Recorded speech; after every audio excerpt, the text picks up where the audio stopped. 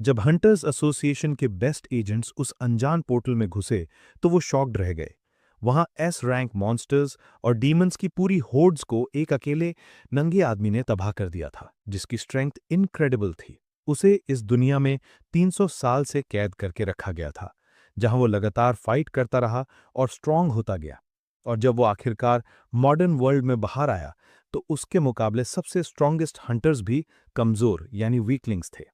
पर कोई नहीं जानता था उसकी असली कहानी, जो सदियों पहले शुरू हुई थी।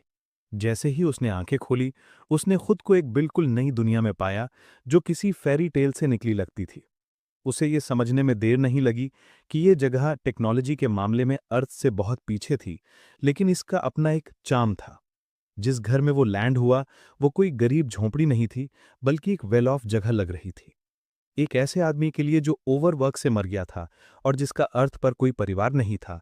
ये एक बहुत बड़ा अपग्रेड था। लेकिन असली बात तो वो औरत थी जिसने उसे गोद में उठा रखा था, बच्चे की माँ। वो सिर्फ ब्यूटीफुल नहीं थी, उसकी आंखों में ऐसी वार्मथ थी जो किसी को भी पिघला दे।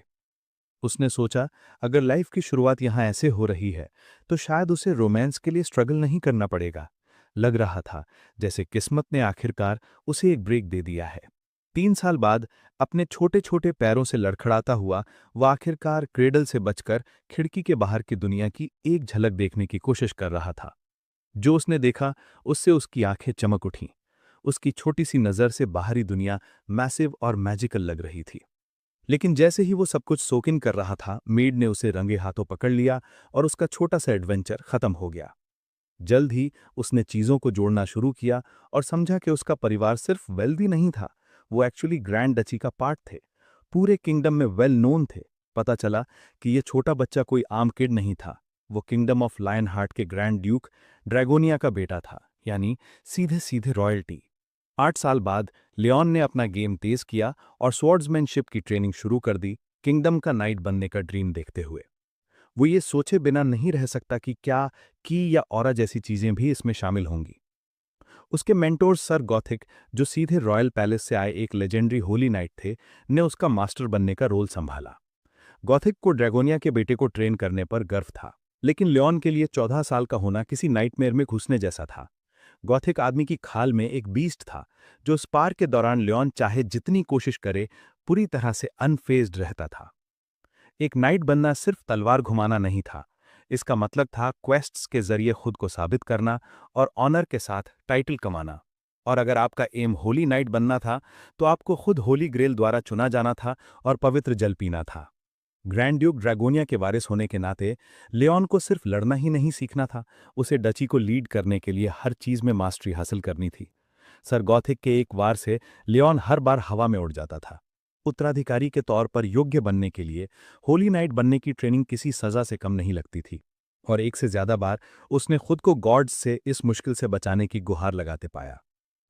हालांकि उसे उनमें कोई फेथ नहीं था, पर जब वो 16 हुआ, बारिश में भीगता हुआ सड़क पर, तो उसने आखिरकार गॉडेस का ब्लेसिंग कमाने की अपनी क्वेस्ट को एक्सेप्ट कर लिया। जैसे ही उसने अपना पहला असली कदम बढ़ाया, उसने दूर आग की लपटें देखीं और मदद के लिए चिल्लाहट सुनी। ऑर्क्स का एक झुंड गॉडेस की नजर में आने के लिए टूट पड़ा। पर सिर्फ तलवार घुमाना काफी नहीं था। आपको नाम बनाना था, अच्छे काम स्टैकअप करने थे और कड़ी मेहनत से उसका ध्यान खींचना था। जब ऑर्क का अटैक हद से बाहर हो गया और सब कोने में सिमट गए, तो सर गिल्डास को बुलाया गया। इस केओस में लियोन को अपनी तलवार घुमाने के कई मौके मिले। फिर भी वो चिल्लाते हुए आगे बढ़ा। उन भद्दे ऑर्क्स को कोस रहा था जो किंगडम की जमीन पर इन्वेड करने की हिम्मत कर रहे थे।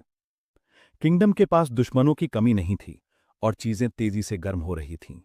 जब लियोन 20 साल का हुआ तो वो फाइनली गॉडेस आरियाना से मिला, एक तेजस्वी ब्यूटी जो बहुत रियल थी। उसने उसे उसके ऑनर और फेथ को प्रूव करने के लिए एक क्वेस्ट थी, और बिना किसी हिचकिचाहट के उसने उसे एक्सेप्ट कर लिया। सालों तक खुद को एज पर पुश करने के बाद लियोन ने आखिरकार होली नाइट का टाइटल हासिल कर लिया। इसके बाद लियोन पूरी तरह से रैम्पेज पर निकल गया। ऑर्क्स को काट रहा था, गॉब्लिन्स का सफाया कर रहा था और बुरी कल्ट्स को कुचल रहा था। आखिरकार उसने वॉर नाइट का टाइटल कमाया, जिसने उसे दूसरे नाइट्स को लीड करने का अथॉरिटी दिया। उसने 7 लाख से भी ज्यादा ऑर्क्स का सफाया किया। जब वो 35 साल का हुआ तो लिविंग सेंट और demigod Argan majesty lion heart empire द्वारा बुलाए गए आर्च डीमंस के खिलाफ बैटल में गिर पड़े। ऑर्क्स के जाने के बाद डेमन्स ने तबाही मचाना शुरू कर दिया, जिससे मानवता को एक बार फिर से गॉड्स में अपना फेथ डालना पड़ा। लियोन ने उन लापरवाह मजिशियंस को कोसा जिन्होंने ये सब शुरू किया था।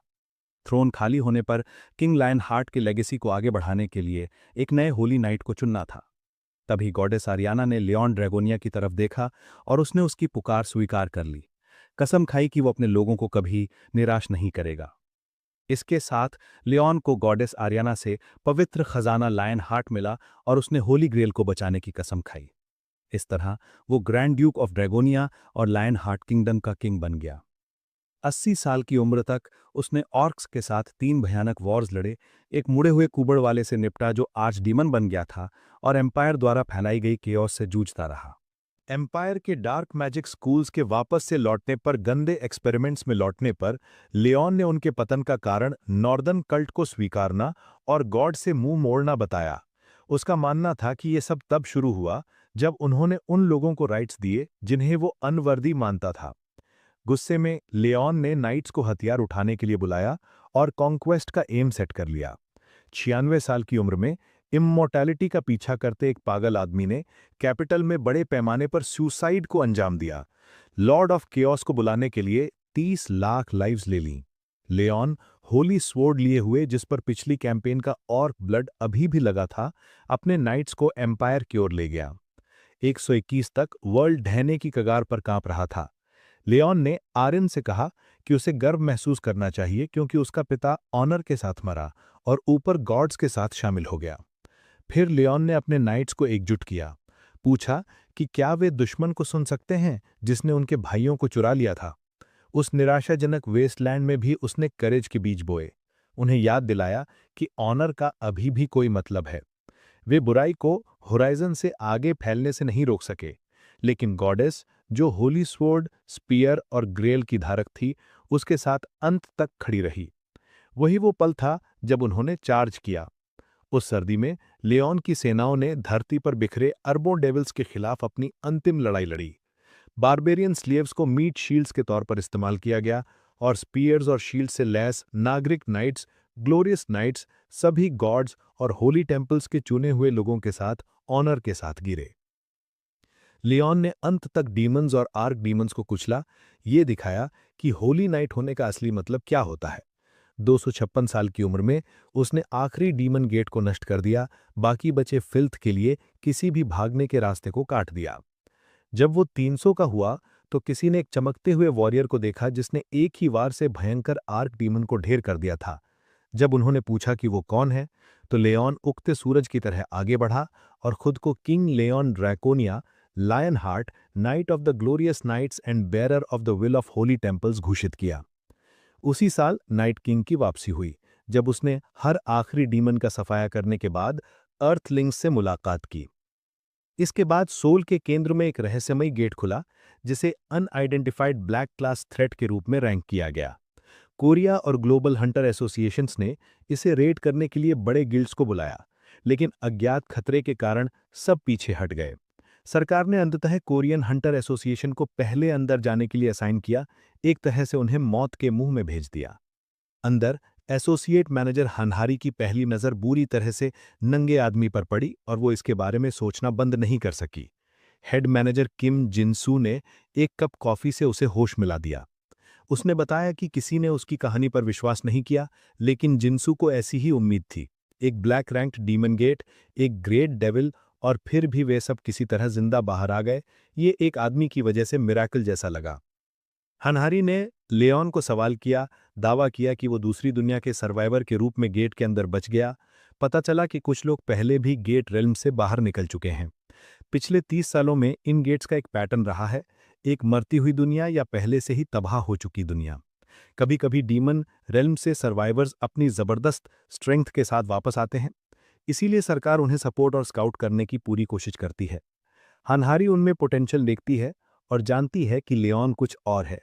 जिनसू भी हैरान है। A rank hunters high ranking demons के खिलाफ अपनी जान जोखिम में डालते हैं, फिर भी लियोन ने उन्हें एक ही वार में गिरा दिया।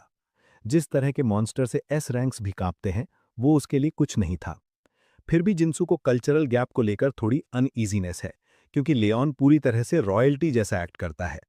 हनहारी इसे ये सोचकर टाल देती है कि शायद वो एक अच्छा आदमी होगा। लेकिन जैसे ही वे पहुंचे, उन्होंने लेऑन को कर्मचारियों पर चिल्लाते हुए देखा और उसने रीइंफोर्स्ड ग्लास तोड़ दिया, जिसे मॉन्स्टर्स भी नहीं तोड़ सकते। अच्छा आदमी तो गया काम से। ये बीस्ट साफ तौर पर सुपीरियॉरिटी कॉम्प्लेक्स से पीड़ित है। लगभग 15 मिनट पहले इंटेरोगेशन रूम में लियोन को अजीब लग रहा था। उसे याद है कि वो 20s का एक आदमी था जो ओवरवर्क से मर गया, फिर दूसरी दुनिया में रीइंकार्नेट हुआ, किंग और नाइट बना, 1 सदी से ज्यादा राज किया और 200 साल डीमंस को मारने में बिताए। अभी अर्थ पर वापस वो खुश है कि उसे इस जगह की थोड़ी बहुत बातें याद हैं। उसने अपनी असली आइडेंटिटी को क्वाइट रखने का फैसला किया। आखिरकार एक लेजेंडरी नाइट किंग किसी ओवरवर्क्ड ऑफिस गाय से तो कहीं बेहतर लगता है। लियोन रॉयल्टी एटीट्यूड को भी छोड़ने वाला नहीं है। वो गंजा एजेंट उसे संभालने में स्ट्रगल कर रहा था, लेकिन लियोन को लगा कि या तो ये गवर्नमेंट का हाँ में हाँ मिलाने वाला आदमी है या बस रिस्पेक्टफुल रहने की कोशिश कर रहा है। जब एजेंट ने ब्लैक गेट और लियोन की डीमन स्लेइंग स्प्री की बात छेड़ी, तो लियोन ने उसे करेक्ट किया। गर्व से कहा कि उसने सभी ईविल स्पीशीज को मिटा दिया और नाइटली ऑनर को कायम रखा। फिर एजेंट से उसने मांग की कि वो उसकी सेक्रेटरी बनकर उसकी ग्रैंड टेल रिकॉर्ड करे। बॉल्डी ने कल्चरल डिफरेंस का बहाना बनाते हुए हामी भरी और प्ले अलोंग किया। लियोन ने हिंट दिया कि रॉयल्टी को बेटर ट्रीटमेंट मिलना चाहिए, सीधे तौर पर कहा कि उसे भूख लगी है और वो आदमी तुरंत इस काम को संभालने के लिए दौड़ पड़ा। लियोन सबसे ज्यादा ये जानना चाहता था कि उसके जाने के बाद वर्ल्ड का क्या हुआ। बॉल्डी ने समझाना शुरू किया कि ये सब 30 साल पहले कैसे शुरू हुआ, जब अचानक पूरी दुनिया में गेट्स खुल गए और मॉन्स्टर्स और डीमंस की बाढ़ आ गई। भारी नुकसान के बाद लोगों ने पता लगाया कि हर गेट का एक थीम था, और अगर उन्हें अकेला छोड़ दिया जाता तो अंदर का डंजन फट जाता और क्योस फैल जाता। जैसे ही वो खाने की बात पर आया, लियोन गहरे सोच में था। वो अर्थ के गेट्स और क्वेस्ट्स की तुलना अपनी दुनिया के डीमन इन्वेजन के पतन से कर रहा था। उसे लगा जैसे ये मानवता को स्ट्रेंथन करने के लिए कोई ट्रायल हो। फिर खाना आया और घंटों तक पके रिच बोन ब्रॉथ की खुशबू से लियोन लगभग अभिभूत यानी ओवरवेम्ड हो गया। जो सही सीजन्ड था और साथ में करारी किमची भी थी। एक पूर्व लेबरर के तौर पर यह कंफर्ट फूड था, लगभग पवित्र। फिर भी लियोन ने अपनी रिएक्शन को दबाया और बाल्डी को आवाज दी, ये दावा करते हुए कि एक रॉयल को ऐसा कॉमनर्स फूड परोसना इंसल्ट है। उसने उन्हें फिर से याद दिलाया कि वो कौन है। लियोन ड्रैगोनिया लायन हार्ट, दूसरी दुनिया का नोबल, होली ग्रेल का god's chosen guardian, holy sword और स्पीयर का धारक। वो लाखों डीमंस को मारने वाला लॉर्ड ऑफ क्योस मैलिस और 300 साल के वॉर का जीता जाता इतिहास है। कभी एक मामूली अर्थलिंग, अब एक लौटता हुआ किंग, जिसे लगता है कि ये दुनिया इसलिए टूटी हुई है क्योंकि इसमें फेथ की कमी है। लियोन इसे खोए हुए लोगों को गाइड करने का अपना रॉयल ड्यूटी मानता है। अर्थ पर वापस आने के बाद भी वो अभी भी नाइट किंग का भार उठा रहा है। उसे एक रसीला स्टेक परोसे जाने के बाद लियोन का प्राइड बरकरार रहा। जिनसू को हैरानी हुई कि ऑनर ऑब्सेस्ड इस आदमी ने हमारे चिकन और ब्लैक बीन नूडल्स को पहचाना कैसे। हारी को बस इस बात का रिलीफ था कि वो 1993 की एक बॉटल रेड वाइन के साथ टी बोन स्टेक का मजा ले रहा है। जिनसू ने हारी को क्वेश्चनिंग की लीड लेने का इशारा किया, लेकिन वो साफ तौर पर घबराई हुई थी और लियोन के पुराने ढंग से बोलने के तरीके से स्ट्रगल कर रही थी। थोड़ा नाराज होकर जिनसू को शक हुआ कि लियोन को शायद हारी में इंटरेस्ट हो सकता है, खासकर इसलिए कि उसने पहले उसे बहादुर कहा था और बाहर नहीं निकाला था। हारी थोड़ी हिचकिचाते हुए हिज मैजेस्टी के कमरे में झांका और विनम्रता से पूछा कि क्या वो इंटरप्ट कर सकती है। लियोन अपना मुंह पोंछते हुए पहले की सोर्ड्स वुमन को पहचानता है और उसे बैठने के लिए बुलाता है, जिससे उसका दिल खुश हो जाता है। उसने पूछा कि क्या उसने खाने का मजा लिया, और लियोन ने शेफ की सिंसियरिटी और स्किल को स्वीकार किया। उसे आश्वासन दिया कि उसकी निराशा खाने के बारे में नहीं थी, ये एक राजा के साथ ठीक से व्यवहार करने में उनके रिस्पेक्ट की कमी के बारे में था। उसने धीरे से समझाया कि वे विदेशी रॉयल्टी के साथ कैसा व्यवहार करते हैं, ये उनके नेशन के स्टेटस को दर्शाता है। घबराकर हारी को एहसास हुआ कि वो कितनी डिसरिस्पेक्टफुल रही है। लियोन ने इसे जाने दिया, यानी लेट इट स्लाइड। पुष्टि की कि उसका नाम हारी है, और ये भी पता चला कि डीमंस अर्थ को आतंकित कर रहे हैं। हैरी ने खुलासा किया कि उसका मिशन लियोन को साउथ कोरियन हंटर एसोसिएशन और उनके देश में रिक्रूट करना है।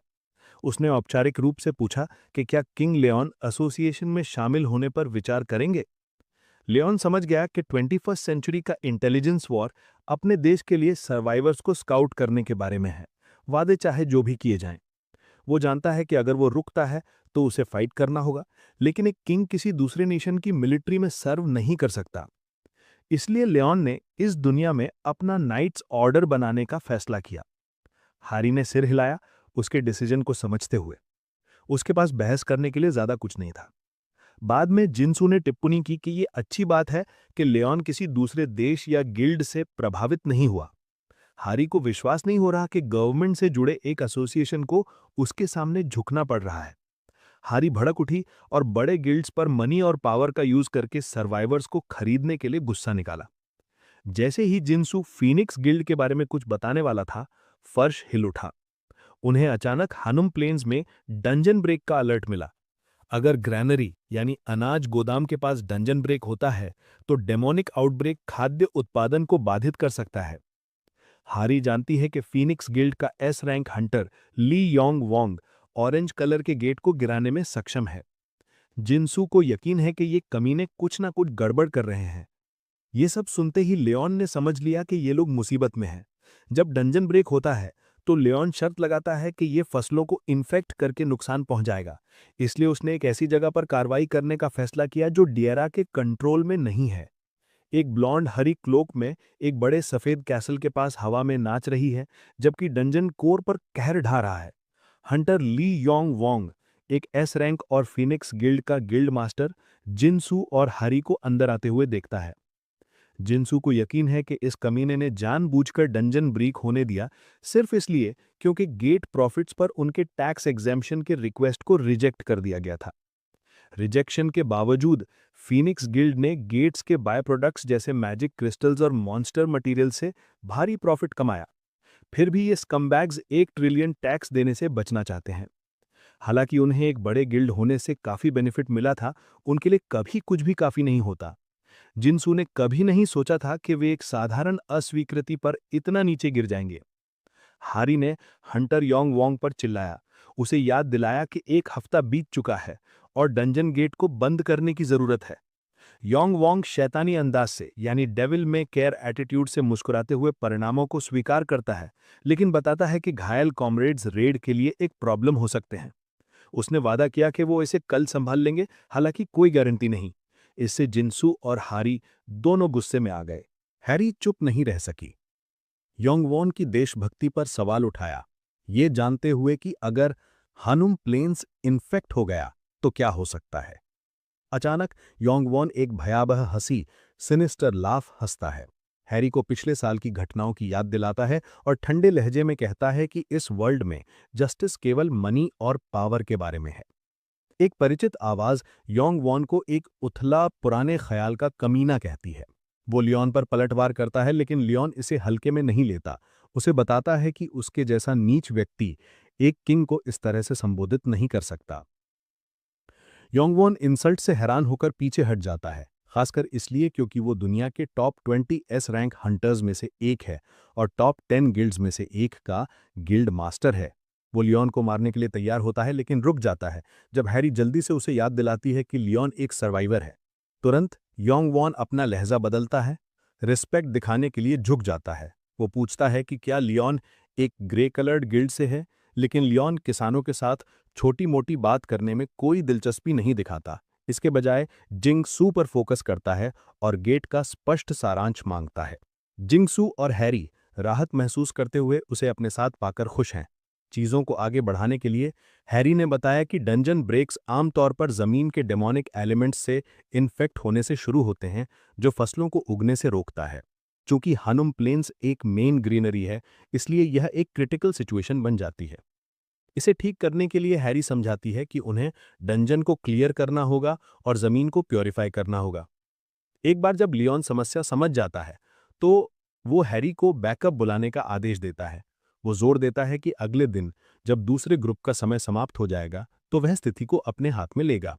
लेकिन इससे पहले लियोन देश के किंग से कंसेंट का एक ऑफिशियल नोटिस मांगता है।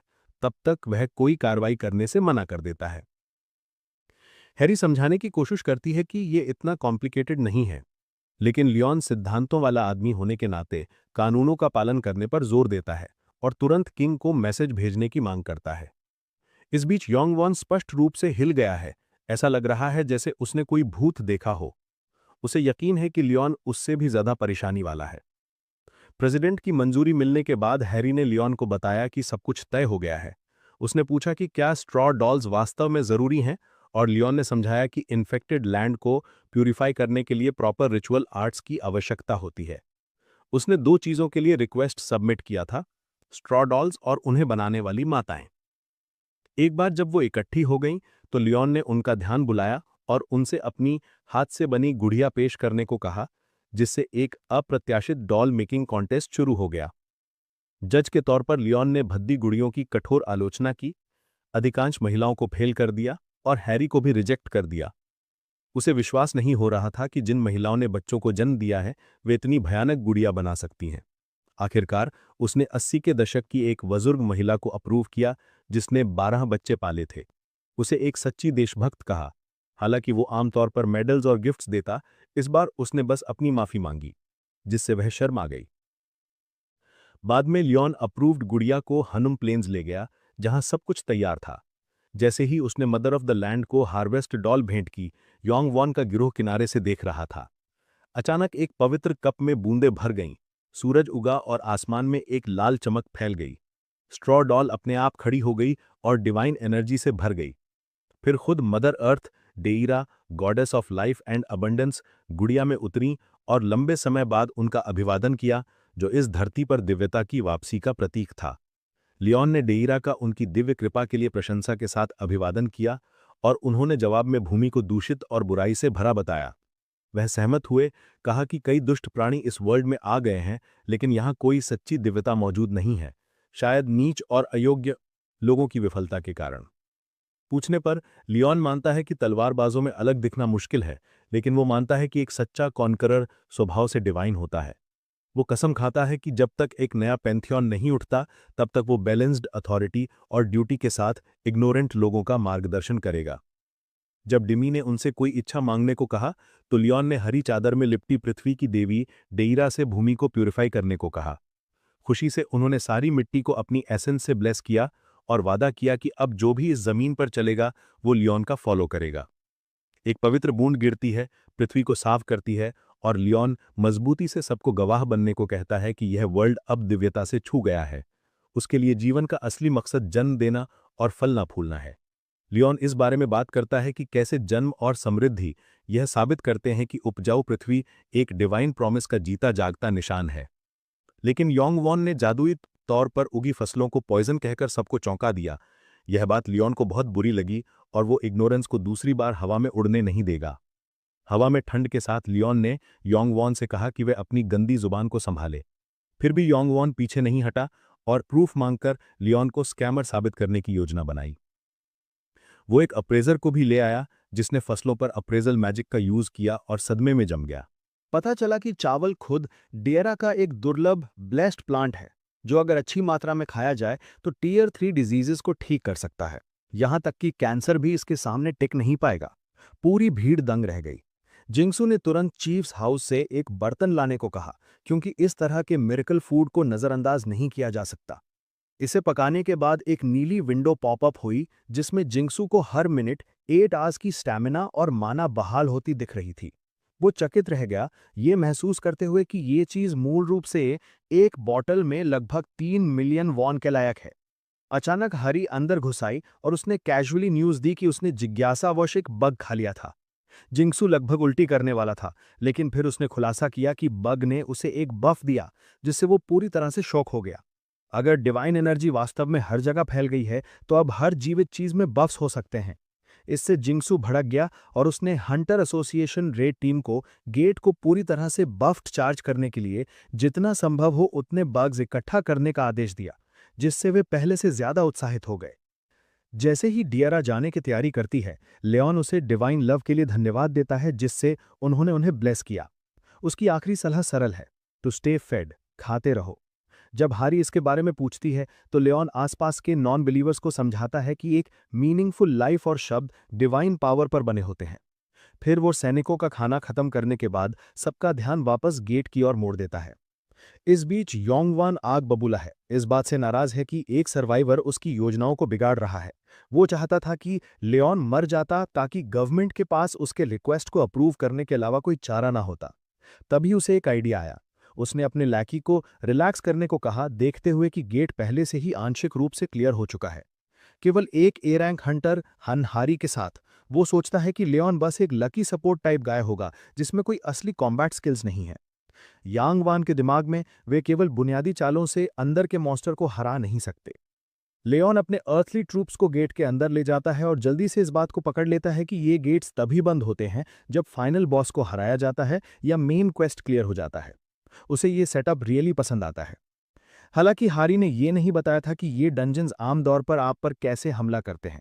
उन्हें एक जला हुआ स्केलेटन मिला जो शायद उनसे पहले फेल हुआ था, और उन्हें पता चलने लगा कि डंजन मॉन्स्टर्स से भरा हुआ है। पूछने पर हारी बताती है कि मॉन्स्टर्स को मारने से आमतौर पर उनकी संख्या कम हो जाती है, लेकिन अनडेड लाइक स्केलेटन्स, ज़ॉम्बीज या डीमंस के साथ वे तब तक वापस आते रहते हैं जब तक फाइनल बॉस को बाहर नहीं निकाला जाता। लियोन रियलाइज करता है कि भागने का इकलौता रास्ता बॉस को हराना है। हरी को शक है कि स्केलेटन आर्मी के पीछे कोई नेक्रोमैंसर है। अचानक एक रेड अलर्ट हैरी को डंजन ब्रेक की वार्निंग देता है, जिससे अंदर मौजूद सभी के लिए 3 घंटे की सीमा रेखा शुरू हो जाती है। मिशन है कमांडर नाइट डुलाहन को हराना, जो अपनी सेना के साथ आ रहा है। लैकीज को ठंड लगती है और वो जिंगसू को फेल करने के लिए फंसाने के लिए योंगबान को कोसते हैं। जैसे ही स्केलेटन्स के सैनिकों की लहरें आगे बढ़ती हैं, जिंगसू सभी कॉम्बैट ऑप्शंस को ऊपर की रैंक्स को देने का आदेश देता है। मशीक जल्दी से लगभग 30 आर्चर और 2 मेजेस को देखने की रिपोर्ट करता है, और जिंगसू स्नाइपर्स को लंबी दूरी और शील्डर्स को फ्रंट लाइन संभालने का असाइन करता है। भयानक बैटल शुरू होती है और वे अनडेड आर्मी से लड़ते हैं। जिंगसू को उनकी स्ट्रेंथ सरप्राइजिंग लगती है, सोचता है कि ऑरेंज गेट्स अलग तरह से बने होते हैं, लेकिन फिर भी उसके जैसे बी रैंक के लिए हैंडल करने लायक है।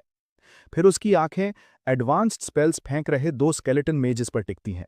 जिंगसू जल्दी से उनका ध्यान हटाने की कोशिश करता है, लेकिन डरावने मेजेस अपना अटैक फायर कर देते हैं। तब भी जिंगसू महंगे गियर की बदौलत मुश्किल से एक खरोंच के साथ बाहर निकलता है। जैसे ही धुआं छटता है, फाइनल बॉस डुलाहन अपने घोड़े पर एक बैड एस सेंटेंस करता है। जिंगसू को ऑफ गार्ड पकड़ लेता है एक बार, और जिंगसू सीधा दीवार में दे मारते। हारी चिंतित हो जाती है और उसका लैकी सोचता है कि मदद के लिए रिजर्व फोर्सेस को बुलाना का यही सबसे अच्छा समय है। जिंगसू देखता है कि डुलाहन के हाथों में ग्रेट स्वॉर्ड गति पकड़ रही है। स्थिति कितनी बुरी है ये एहसास करते हुए हारी किंग ऑफ लायन हार्ट से मदद मांगती है, उसी आदमी से जिसने कभी एक ग्रेट डीमन को हराया था। Leon the so called king मानता है कि उसके लिए इस तरह की छोटी बैटल तुच्छ है। इसके बजाय वो हारी को अपना ऑनर कमाने के लिए कहता है कि उसे हड्डियों के ढेर से निपटने के लिए कहना या देवी के हस्तक्षेप की उम्मीद करना दयनीय है। ये बात उसे निश्चित रूप से बुरी लगती है, और जैसे जैसे समय खत्म हो रहा है, हारी देखती है कि वो डुलहन में किसी और से ज्यादा दिलचस्पी ले रही है। बिना किसी हिचकिचाहट के हारी अपनी तलवार कस के पकड़ती है और बॉस को गिराने और इस लड़ाई को खत्म करने के लिए ऑल इन जाती है। साथ ही वो बाकी टीम को जिंगसू और अन्य का सपोर्ट करने का आदेश देती है। वो चार्ज करती है, एक डिसाइसिव स्ट्राइक के लिए बॉस पर जंप लगाती है, लेकिन डुलाहन आसानी से उसके अटैक को ब्लॉक कर देता है। हारी किसी भी कीमत पर डुलाहन को भीड़ से अलग करने का प्लान बनाती है। पलक झपकते ही डिल्हान हर को ब्लॉक करने के लिए अपना सिर फेंकता है, उसे ऑफ गार्ड पकड़ लेता है और उसे दीवार में दे मारता है। शुक्र है हरी डेलान को जबरदस्ती अलग करने में कामयाब रही। उसे अपने रास्ते से हटाकर हरी अपनी रॉ पावर का उपयोग करती है। दावा करती है कि उसकी स्ट्रेंथ संभालने के लिए बहुत ज्यादा है। वो बॉस को जलाकर राख कर देती है और फाइनल हिट के लिए तैयार हो जाती है। उसे भरोसा है कि ये काम खत्म कर देगा, लेकिन डेलान इसे अपनी ब्लेड के कुंद सिरे से यानी कि ब्लंट साइड से ब्लॉक कर देता है, और ये हरी के लिए बुरी खबर है जो भारी ग्रेट स्वॉर्ड से कटने वाली है। तभी लियोन डेलान के स्वॉर्ड स्किल से स्पष्ट रूप से प्रभावित होकर उसके एक हाथ से कॉम्बैट के लिए ताली बजाता है। उसे यकीन है कि ये आदमी जरूर कोई नोबल नाइट रहा होगा, और यहां तक कि उसे महज एक अनडेड समझने के लिए माफी भी मांगता है। इसके साथ लियोन नाइट्स के बीच एक उचित द्वंद्व यानी कि प्रॉपर डुअल के लिए एक चैलेंज फेंकता है। इस साहसी कदम से केओस थम जाता है और सबके शौक के लिए डेलान वास्तव में स्वीकार करता है। उस बोले गए चैलेंज के बाद डेलान अपने घोड़े से उतरता है और लियोन उसे नाइट ऑफ ऑनर के रूप में स्वागत करता है। लियोन को एहसास होता है कि वो ज्यादा डुअल स्वॉर्ड गाय है, इसलिए वो एक हाथ से कॉम्बैट करने के बजाय दोनों ब्लेड्स का उपयोग करके एक प्रॉपर लड़ाई की मांग करता है। डेलान चुप रहता है, कोई जवाब नहीं देता। लियोन लापरवाही से अपनी तलवार खींचता है जब हरी आखिरकार मानती है कि नाइट तब तक नहीं मरेगा जब तक उसका सिर कलम न कर दिया जाए। लियोन इसे कोई बड़ी बात ना होने की तरह टाल देता है, जिससे हरी भ्रमित हो जाती है और सोचती है कि इस मुख्य नियम का पालन ना करके जीतने के लिए उसके पास किस तरह की योजना है। लियोन, सिद्धांतों वाला आदमी, घोषणा करता है कि यहाँ एक नाइट का ऑनर विजेता तय करता है। मैदान में उतरने के बाद वो खुद को प्रकाश और न्याय की देवी का पहला knight, archduke of Draconia और lion hearted king of lion heart के रूप में पेश करता है। आधिकारिक तौर पर द्वंद्व को मंजूरी देता है। डलैन औपचारिकताएं छोड़ देता है और सीधे लड़ाई में कूद पड़ता है। मुश्किल से कोई चाल चलते हुए लियोन उसके अटैक को एक हाथ से ऐसे ब्लॉक करता है जैसे कुछ हुआ ही ना हो, जिससे डलहैन का संतुलन बिगड़ जाता है। एक ही बार से वो उसे एक तरफ फेंक देता है। डलहैन करीब से एक क्विक स्ट्राइक की कोशिश करता है, लेकिन लियोन उसके कदमों को किताब की तरह पढ़ लेता है और तुरंत पलटवार करता है, जिससे सब ऑफ गार्ड हो जाते हैं। हरी हैरान है और जिंगसू पूछता है कि क्या उसने पकड़ा कि क्या हुआ। केवल हरी ही लड़ाई के फ्लो को समझती दिखती है। लियोन ने ब्लेड के संपर्क में आते ही स्वॉर्ड गार्ड को बांधकर वजन को शिफ्ट कर दिया, जिसके बाद एक परफेक्ट क्रॉस कट किया गया, जिसे ज्यादातर लोग आजमाने की भी हिम्मत नहीं करते। डलहैन को एक प्रॉपर द्वंद्व में एक ट्रू नाइट का सामना किए हुए सदियां बीत गई थीं, और हालांकि वो जानता है कि ये ज्यादा केओस से बचने की महज एक ट्रिक हो सकती है, फिर भी वो लियोन के ईमानदार स्टैंस और एक ऐसे वॉरियर के अनुभवी लुक की सराहना किए बिना नहीं रह सकता। लियोन अगला वार लेने के लिए तैयार होता है, लेकिन ब्लॉक करके डलहैन को तीसरी बार वापस गिरा देता है। वो शांति से पूछता है कि क्या डलहैन अभी भी जारी रखना चाहता है, जबकि डलहैन उसे एक नोबल नाइट की असली छवि के रूप में देखता है। गहराई से वो किंग ऑफ नाइट्स के खिलाफ नेक्रोमेंसी का उपयोग करने से मना करता है। उसके दिमाग में बस एक ही चीज चल रही है, बिना शॉर्टकट्स के एक प्रॉपर नाइटली तरीके से इस आदमी से लड़ने की इच्छा। कहीं ना कहीं डलहैन भूल गया था कि ट्रू नाइट्स का सामना कैसे करते हैं, जैसे उन दिनों जब वो ऑनर के साथ दुनिया में घूमता था। 10वें वार तक डलहैन की तलवार हवा में उड़ जाती है और लियोन शांति से उसकी टेक्निक की प्रिसीजन को स्वीकार करता है। वो पूछता है कि क्या डलहैन को अपना पिछला जीवन याद है, और डलहैन रोमांचित होकर महसूस करता है कि इस नाइट ने उसे उसके एक समय गौरवशाली दिनों की याद दिला दी। ऑनर के बिना लड़ी गई अनगिनत लड़ाइयों के बाद अपनी श्रापित यात्रा को ऐसे खत्म करना सही लगता है। लियोन स्माइल करता है, गिरे हुए लाइट को अपना डिग्निटी वापस पाते देखकर प्राउड फील करता है। डलान के घुटने टेकने पर लियोन चुपचाप उसकी आत्मा के लिए शांति या प्रकाश की देवी से उसे स्वर्ग तक गाइड करने की प्रार्थना करता है। उसे उम्मीद है कि वे किसी दिन गॉड्स के बैंक्वेट हाउस में फिर मिलेंगे। जैसे ही डलान फेड होता है, उसका इंसानी चेहरा आखिरकार शांत दिखाई देता है। गेट के बाहर जिंगसू इस बात से स्टन्ड था कि लियोन ने अपना वादा पूरा किया और डुअल के साथ इसे खत्म किया। हरी सहित हर कोई उस डिवाइन पावर से हिल गया था जिसने अनडेड को इतनी सफाई से मिटा दिया था। हरी जानती थी कि लियोन इसे एक बार से पहले खत्म कर सकता था, लेकिन लियोन ने समझाया कि ऐसा करने पर डलान एक नेक्रोमेंसर बनकर मरता। इसके बजाय उसने उसे नाइट के रूप में जाने दिया, क्योंकि ऑनर कर्म से आता है और कर्म इच्छा से पैदा होता है। इसके साथ लियोन अपना रिवॉर्ड लेने गया, जहां पर उसे डलहैन की तलवार और केप मिली। जिंगसू लगभग बेहोश हो गया जब लियोन ने क्रिस्टल लूट को तोड़ दिया, लेकिन लियोन ने कंधे उचकाए और कहा, यह महज एक केओस मशीन के ज्यादा कुछ नहीं था।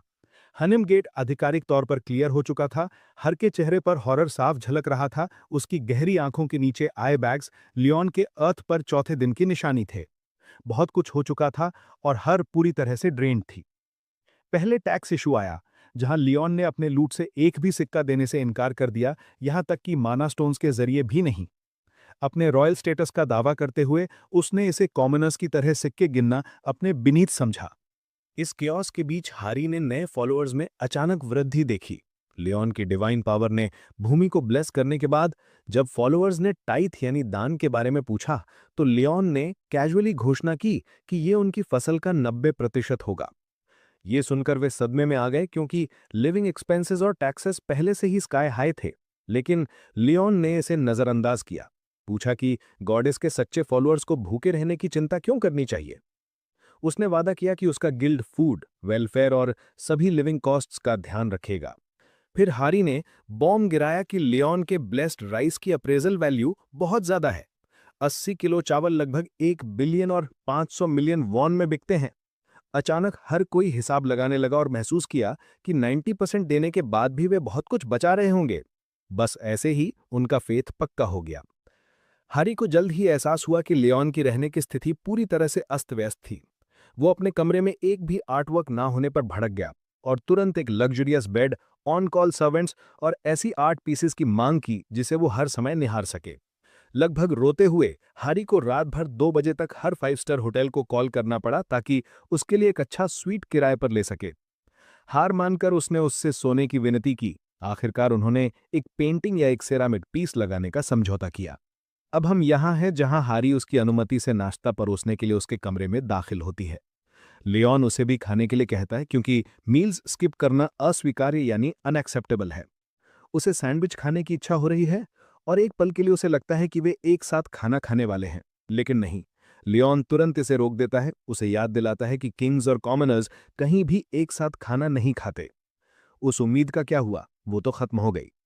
हैरी बताती है कि हंटर एसोसिएशन लियोन को रीसेटलमेंट एड के साथ सपोर्ट करने की योजना बना रही है और ये सुनिश्चित करना चाहती है कि वो आराम से रह रहा है।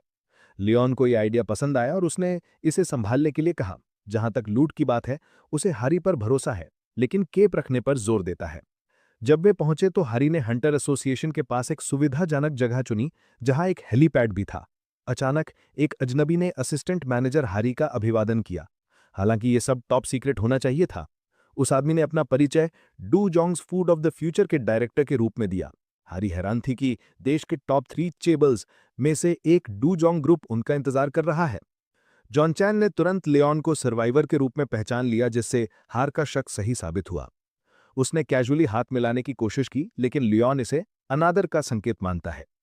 हैरी लियोन को उसके नए ठिकाने पर ले जाती है। उसे भरोसा दिलाती है कि हंटर एसोसिएशन 1 साल के लिए रेंट और बाकी सब कुछ कवर करेगी। लेकिन मन ही मन वो ये सोचना बंद नहीं कर पा रही थी कि खबर बाहर कैसे लीक हुई जब लियोन की पहचान टॉप सीक्रेट होनी चाहिए थी। सर्वाइवर इंटेल को हमेशा चुपचाप हैंडल किया जाता है। शुक्र है लियोन ने डायरेक्टर जोंग चैन को पूरी तरह से नजरअंदाज कर दिया, जिससे हैर को फायदा हुआ। फिर भी यह पता नहीं लगा पा रही थी कि एक बिजनेसमैन लियोन में इतनी दिलचस्पी क्यों ले रहा है। लियोन को लगता है कि ऐसे लोगों के साथ ये सब प्रॉफिट के बारे में है, खासकर जब होम प्लेन्स में उनके पास एक राइस फील्ड है। पता चला कि इंटेल टीम ने गड़बड़ कर दी थी। किसी स्ट्रीमर ने पूरी घटना को फिल्म किया था और हालांकि गवर्नमेंट ने उसे इसे डिलीट करने के लिए कहा था, किसान मिस्टर पार्क ने बस वो हिस्सा रीअपलोड कर दिया जहां लियोन ने अपना मिराकल दिखाया था। इधर जोंग चैन अपने साइंटिस्ट से जांच करवाता है कि राइस हाइप असली है या नहीं। वो जानना चाहता है कि चूहों पर इसका असर मनुष्यों पर भी काम करता है या नहीं। उसके असिस्टेंट ने कहा कि उन्होंने फील्ड ओनर से संपर्क किया और जाहिर है कि चावल खाने के बाद यहां तक कि एक मरता हुआ कुत्ता भी ठीक हो गया। पूरी बीमारियां, क्रॉनिक और अक्यूट, बड़ी और छोटी, सब ठीक हो गईं और पूरा गांव हेल्दी हो गया। अभी तक ह्यूमन टेस्टिंग नहीं हुई है, लेकिन रिजल्ट्स क्लियरली दिखाते हैं कि राइस काम करता है। जोंग चैन को यह सब मिल सकता था अगर वो वॉनाबी सर्वाइवर लियोन ना होता। उसे ये यकीन नहीं हो रहा था कि उस अहंकारी आदमी ने डू जोंग ग्रुप के डायरेक्टर को महज एक मर्चेंट कहने की हिम्मत की। उसके सेक्रेटरी ने कहा कि राइस की पोटेंशियल ऑफ द चार्ट्स है, इसलिए उन्हें इसे हासिल करना ही होगा। भले ही लियोन उन्हें नीचे देख रहा हो, योंग चैन पीछे नहीं हटेगा। वो लियोन से आमने सामने मिलना चाहता है और उसे दिखाना चाहता है कि वो किसके साथ पंगा ले रहा है। उसके लिए लियोन शायद बस एक और सर्वाइवर है जिसे लगता है कि ये दुनिया पैराडाइज है। लेकिन योंग चैन के पास गुड ओल्ड कल्चरल शॉक से उसे कुचलने की प्लानिंग है। जब लियोन ड्रकोनिया अर्थ पर वापस लौटा तो उसके दिमाग में 3 बड़े गोल्स थे। पहला, रियल डिविनिटी में फेथ फैलाना। हालांकि यहां बहुत सारे गॉड्स और बिलीवर्स हैं, अर्थ में किसी भी ट्रू डिवाइन प्रेजेंस की कमी है। लोगों के बीमार होने और जमीन के सड़ने के साथ लियोन का मानना है कि एक ट्रू गॉड को स्टेप इन करना चाहिए और दुनिया को ब्लेस करना चाहिए। लेकिन ऐसा होने के लिए ज्यादा लोगों को बिलीव करने की जरूरत है। दूसरा, वो किंग टेम्पलर्स बनाना चाहता है। क्योंकि इस दुनिया में डिवाइन स्ट्रेंथ से चलने वाले कोई वॉरियर्स नहीं हैं। होली ग्रेल के गार्डियन और लायन हार्टेड किंग के रूप में लियोन खुद को एक डेमीगॉड मानता है, जबकि टेम्पलर्स होली वॉरियर्स यानी कि सेंट्स होंगे जो ईविल में फियर पैदा करेंगे। आखिर में उसका एम डिवाइन पावर को वापस पाना और टेम्पलार्स को रेज करना है। ताकि अर्थ पर फैल रहे सभी डार्कनेस को मिटा सके। वो जानता है कि इस पवित्र ऑर्डर को बनाने का एकमात्र तरीका है अपने फेथ को फैलाना और गॉड्स के बीच बैलेंस बनाए रखना। लियोन मानता है कि टेम्पलार्स बनाना इस जगह के लिए बहुत ज्यादा हो सकता है, लेकिन वो फिर भी इसे अपना ड्यूटी मानता है। तभी हरी उसे बताती है कि कोई उससे आधिकारिक तौर पर मिलना चाहता है, और लियोन इस बात का सम्मान करता है कि उन्होंने वास्तव में ऑडियंस का रिक्वेस्ट करने के लिए उचित कदम उठाए। जोंग चैन आखिरकार लियोन ड्रैगोनिया से मिलता है, अपना सर्वश्रेष्ठ विनम्र एक्ट करते हुए, जबकि गुप्त रूप से डील सील करने के लिए कुछ भी करने को तैयार है। इस बार वो एक भड़कीले गिफ्ट के साथ आता है, ये सोचते हैं कि लियोन ने कभी ऐसी हाई एंड चीज नहीं देखी होगी। उसका क्रू एक चिकना सिल्वर बॉक्स नीचे रखता है, और जोंग चैन को भरोसा है कि लियोन चकित रह जाएगा और उससे मैनेज होने की भीख मांगेगा। लेकिन उसके शौक के लिए लियोन बिना देखे ही गिफ्ट स्वीकार कर लेता है, जैसे वो जोंग चैन पर कोई बड़ा फेवर कर रहा हो। Jong Chan caught off guard होकर पूछता है कि वो क्यों नहीं देख रहा, लेकिन लियोन समझाना जरूरी नहीं समझता और हरी को इससे निपटने के लिए कहता है। जैसे ही वो बॉक्स को छूती है, वो अपने आप खुल जाता है, जिससे डूजोंग ग्रुप के बेहतरीन एलीट वेपन्स में से एक दिखाई देता है। जोंग चैन लियोन को अपनी पसंद का कुछ भी चुनने के लिए आमंत्रित करता है, और हरी तुरंत डूजोंग्स के मास्टर स्मिथ द्वारा बनाए गए टॉप टियर गियर को पहचान लेती है। जोंग चैन डींग मारता है कि वो क्रीम ऑफ द क्रॉप हैं, और चूंकि लियोन अब हंगर का चार्ज ले रहा है, ये वास्तव में काम आ सकते हैं। हरी को विश्वास नहीं हो रहा कि जोंग चैन अपने बहुमूल्य यूनिक रैंक वेपन सौंप रहा है, ऐसी चीजें जो मनी से भी नहीं खरीदी जा सकती।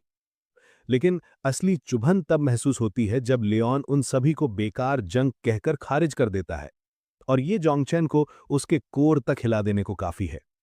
यहां तक कि हरी भी अवाक रह जाती है।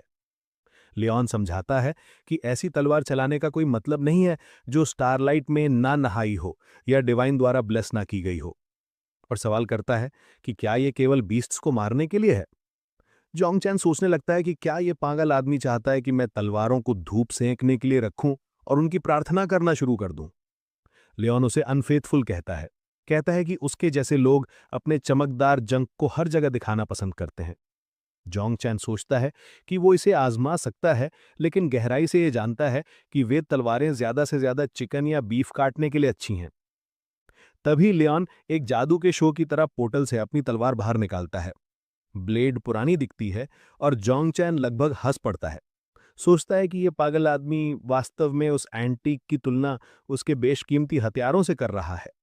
फिर भी वो ये देखने के लिए उत्सुक है कि इस तथाकथित किंग की तलवार क्या कर सकती है। इसी बीच लियोन हानहरी को जोंग चैन के ब्लेड्स में से एक को टेस्ट करने के लिए कहता है।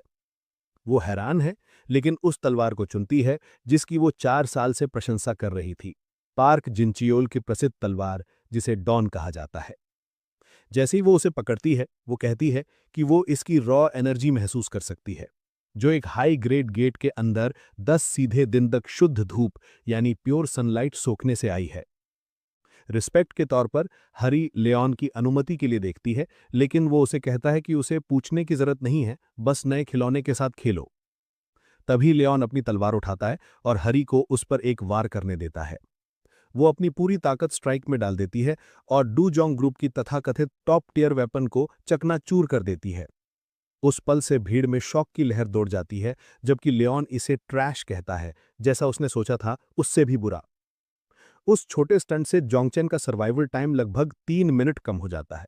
वो आदमी हिल गया है, उसने अभी अभी वो खो दिया जिसे वो अपना सबसे मजबूत हथियार बता रहा था।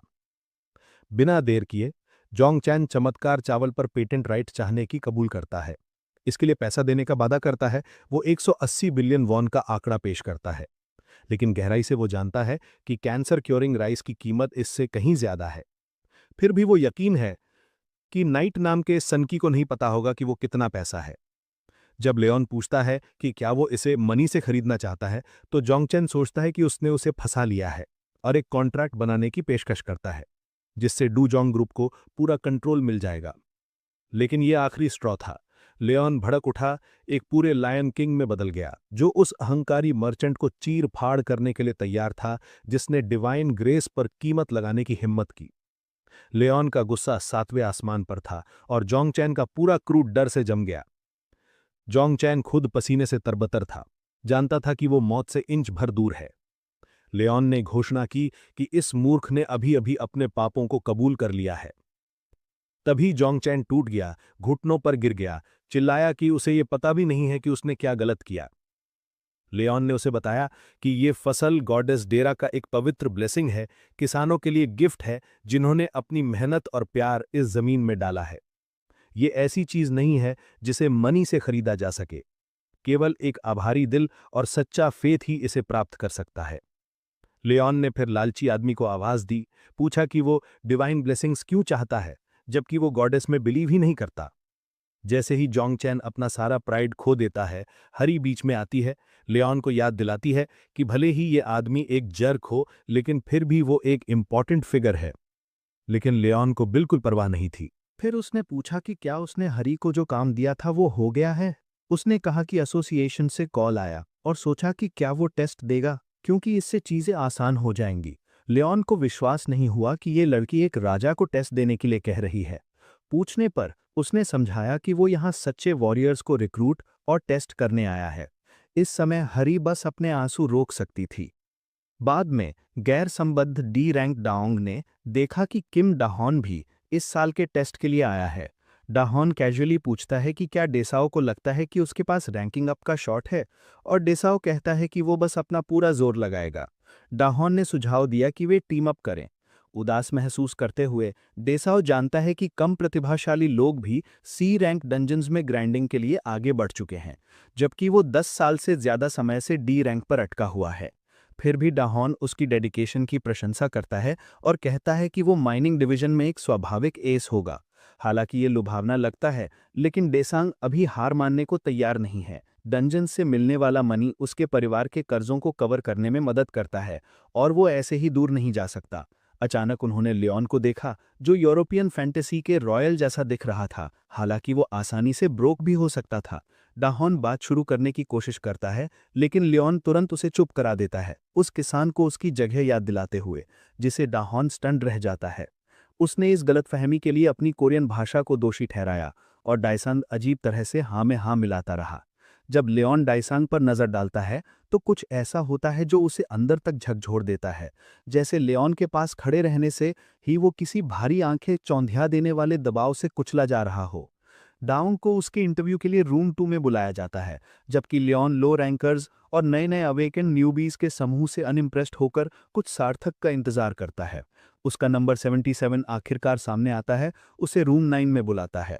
जैसे ही वो अंदर आता है, लियोन जोर देता है कि हर कोई उसे योर मैजेस्टी कहकर संबोधित करे, टोन सेट करते हुए। उससे एक स्कैनर पर हाथ रखने को कहा जाता है, जिसे वो मानता है कि वो उसके स्टैट्स दिखाएगा, लेकिन इसके बजाय वो मशीन और स्टाफ पर भड़क जाता है कि उन्होंने एक नाइट को असेस करने की हिम्मत कैसे की, ऐसा कुछ जो केवल अन्य नाइट्स या गॉड्स को करना चाहिए। हक्के बक्के रह गए स्टाफ पूछते हैं कि वो वहाँ क्यों हैं, और लियोन एक्सप्लेन करता है कि वो सक्षम सैनिकों की तलाश कर रहा है, लेकिन मौजूदा बैच काम नहीं आ रहा। वो अगला स्टेज देखने में दिलचस्पी रखता है, जो कि एक गेट टेस्ट निकला, जिसने उसकी जिज्ञासा बढ़ा दी। आखिरकार असली टैलेंट देखने का एक मौका। आगे डेसाओ जानता है कि ज्यादातर क्लियर्ड गेट्स को सील कर दिया जाता है, सिवाय कुछ के जिनका इस्तेमाल ऐसे टेस्ट्स के लिए किया जाता है। डेसाओ याद करता है कि पिछले साल कैसा रहा था। वो जानता है कि उसे अलग दिखने के लिए एक टॉप टियर परफॉर्मेंस देनी होगी। जिन्मी और ताहुन बिल्कुल कैजुअल बिहेव कर रहे हैं, जैसे अनजान रुकीज जिन्हें पता ही नहीं है कि वो किस चीज में पड़ गए हैं। डेसाओ के साथ एक आदमी है जो लगभग 60 का दिखता है, ऐसे टहल रहा है जैसे वो बस पार्क में सैर का मजा ले रहा हो। उनमें से ज्यादातर सी या डी रैंकर्स लगते हैं। डेसाओ ने उस विदेशी लेबरर को भी देखा जो पहले लॉबी में देखा था, जो इतना यंग लगता है कि वो भी एक बिगिनर हो सकता है। न्यूबीज की भरे एक समूह के साथ डेसाओ ये सोचने लगता है कि क्या ये रेड आसानी से हो पाएगा। चीजों को शुरू करने के लिए गूडा सुनंग, जो मुख्य रूप से एक डीलर है, ये बताकर परिचय देता है कि ये उसका हंटर और वॉरियर के रूप में 10वां साल है। अगला नंबर शिन ताहुन का है, जो इस साल की शुरुआत में अवेकेंड हुआ और एक शील्ड और स्पीयर के साथ चलता है। उसकी बहन शिन न्योन ठीक उसके बगल में है, जो डैगर्स चलाती है और बो एंड एरो के साथ भी ट्रेनिंग कर रही है। डेसाओ को अंदर तक शौक लगा कि न्यूबीज को अभी तक अपने मेन वेपन्स भी नहीं मिले हैं, हालांकि उन्होंने 3 महीने तक सेंटर्स में ट्रेन करने का दावा किया था। फिर एक बूढ़ा आदमी है ओगांग, जो अपने 5वें साल में है और गॉन्टलेट्स का यूज कर रहा है। वो हाल ही में अवेकनिंग के बाद इससे क्विट कर गया था, क्योंकि उसके पास बहुत कम एक्सपीरियंस था और एक हथियार था जो उसकी उम्र की भरपाई नहीं कर सकता था। ये एक कमजोर सेटअप है। आखिर में डेसाओ विदेशी लेबरर से पूछता है कि क्या वो कोरियन बोल सकता है। लियोन सीधे कहता है कि वो नहीं लड़ेगा और ड्रैगन्स को मारने के लिए बनी तलवार का इस्तेमाल सिर्फ मुर्गियां मारने के लिए नहीं कर सकता। उसकी बात सुनकर डेसाओ धुनंग रह जाता है कि ये आदमी भर्राटेदार कोरियन बोलता है। परीक्षण और दुविधा। टेस्ट में 50 कोबाल्ट्स का शिकार करना शामिल है और मिशन के दौरान एक नल भी आ सकता है। जजेस पुष्टि करते हैं कि अगर चीजें बहुत रिस्की हो जाती हैं तो वे इंटरवीन करेंगे, लेकिन अन्यथा सबसे अपना बेस्ट देने की उम्मीद है। डेसाओ पहले से ही स्ट्रेस्ड है, खासकर ये सोचकर कि लियोन बिना हथियारों के कैसे आ गया। तब नाओन ने दयालुता से उसे अपना बो एंड एरो ऑफर किया, लेकिन उस वॉनबी किंग ने इसे एक बड़ी इंसल्ट माना। यहाँ तक कि जब उसने कहा कि वो बाद में उन्हें वापस कर सकता है, तो लियोन भड़क गया, चिल्लाया कि लंबी दूरी के हथियार एक नाइट के ऑनर को बदनाम करते हैं और कायरों के लिए होते हैं। बिना एक पल सोचे उसने गुस्से में बो फेंक दिया। वर्तमान में वापस डेसाओ घबराया हुआ है। ये टेस्ट आपदा की ओर जा रहा है। इस बात से आश्वस्त होकर वो एक ऐसी जगह सुझाता है जिसे वो कोबाल्ट हंटिंग के लिए आदर्श मानता है, और ग्रुप बिना किसी शिकायत के उसकी प्लान के साथ चलता है, उसे लीड सौंप देता है। तहुन ने ये भी बताया कि टेरेन के किनारे पर एक बस्ती है जहां बहुत सारे नल्स हो सकते हैं। डिसाओ को नहीं लगता कि उनकी टीम इस तरह की लड़ाई के लिए तैयार है, क्योंकि उनका छोटा समूह आसानी से फंस सकता है। इसलिए इसके बजाय वो उन्हें कुछ गुफाओं के ठिकानों पर ले जाने का फैसला करता है, जहां वे पत्तियां और घास जलाकर कोबॉल्स को बाहर निकाल सकते हैं। वो इसे उन्हें गिराने का एक आसान तरीका मानता है। तहून उसके एक्सपीरियंस की तारीफ करता है और डिसाओ को कॉन्फिडेंस का एक अजीब बूस्ट महसूस होता है। उसे वे सभी गाइड्स याद आते हैं जो उसने पढ़े थे और जो ट्रेनिंग उसने की थी, उस दिन का सपना देखते हुए जब वो एक टॉप रैंक्ड गेट में प्रवेश करेगा। लेकिन वास्तव में ये अभी भी उसका पहला है और वो जानता है कि उसे इस बार ऊपर उठना होगा, क्योंकि डी रैंक से काम नहीं चलेगा।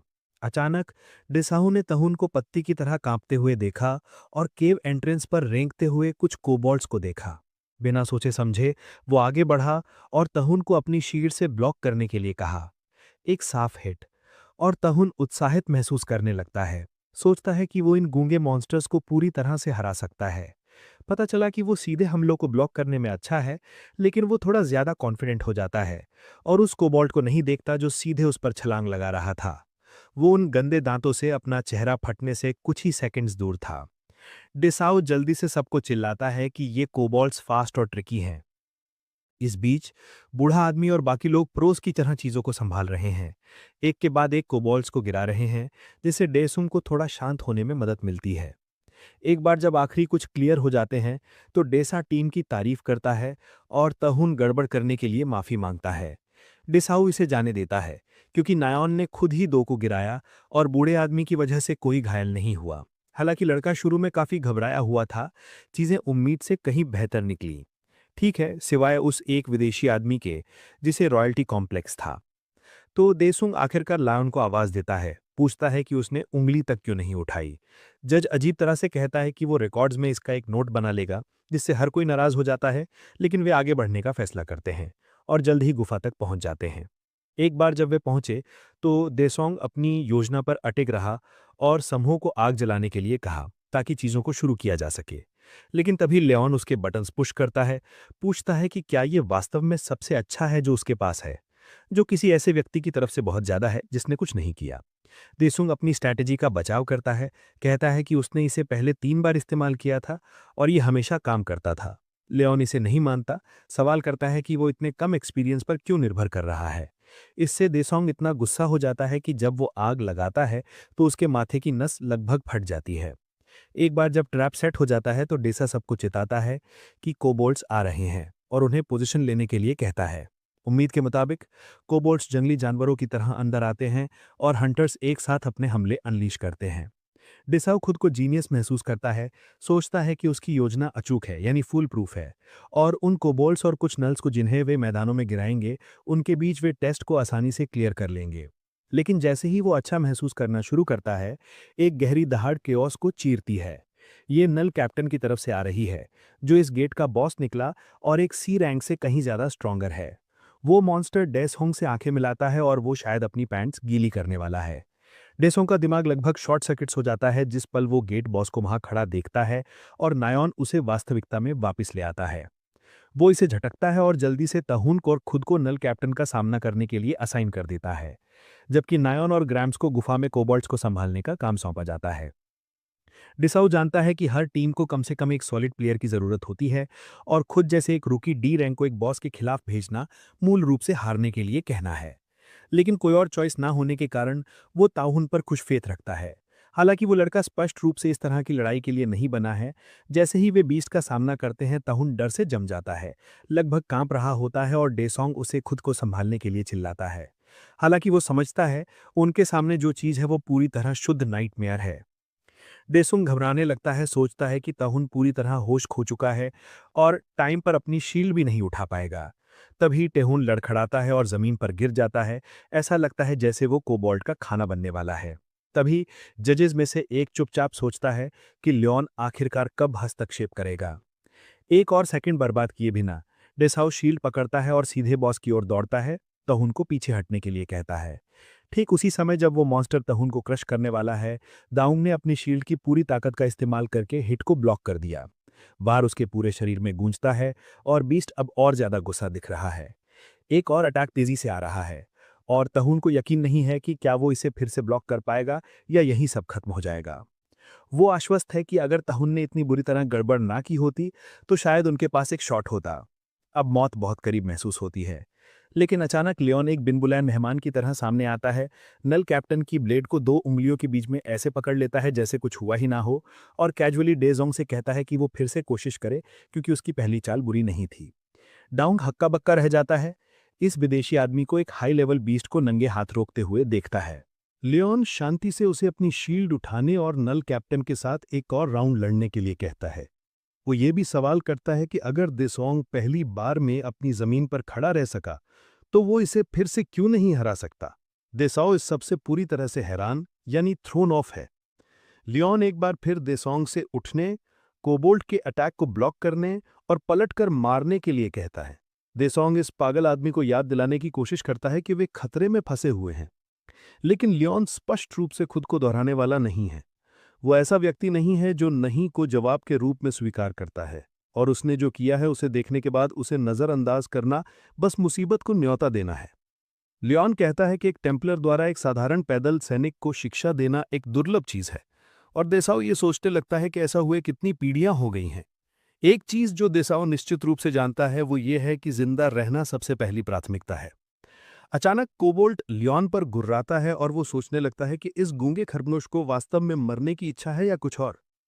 लियोन उस भद्दे प्राणी को घूरता है और वो पत्ते की तरह कांपने लगता है। लड़ाई फिर से शुरू होती है और देसोंग देखता है कि इसकी स्ट्रेंथ उसकी शील्ड को छीनने के लिए काफी है। लियोन देसोंग पर चिल्लाता है कि वो क्यों अपने से कहीं ज्यादा स्ट्रॉन्गर ओपोनेंट पर शील्ड का उपयोग कर रहा है। लियोन उसे केवल डिफेंड करना बंद करने और इसके बजाय एक ओपनिंग खोजने के लिए कहता है। चेतावनी देता है कि वो प्राणी कोई माइंडलेस ब्रूट नहीं बल्कि ऐसा बीस्ट है जो लड़ते हुए सीखता है। जब देसोंग अभी भी ये पता लगाने की कोशिश कर रहा होता है कि इससे कैसे निपटना है, तो लियोन अचानक उसके घुटने पर किक मारता है और उसे चिल्लाता है कि दुश्मन से कभी भी अपनी नजर ना हटाए। वो पल देसांग को वास्तविकता में वापस लाता है और उसे एहसास होता है कि वो मौत के कितने करीब था। अगर उसने वो आखिरी हिट सीधे लिया होता तो वो खत्म हो गया होता। लियोन उसे अपनी पोटेंशियल का उपयोग करने के लिए प्रेरित करता रहता है, जो ईमानदारी से देसाओ को डराता है।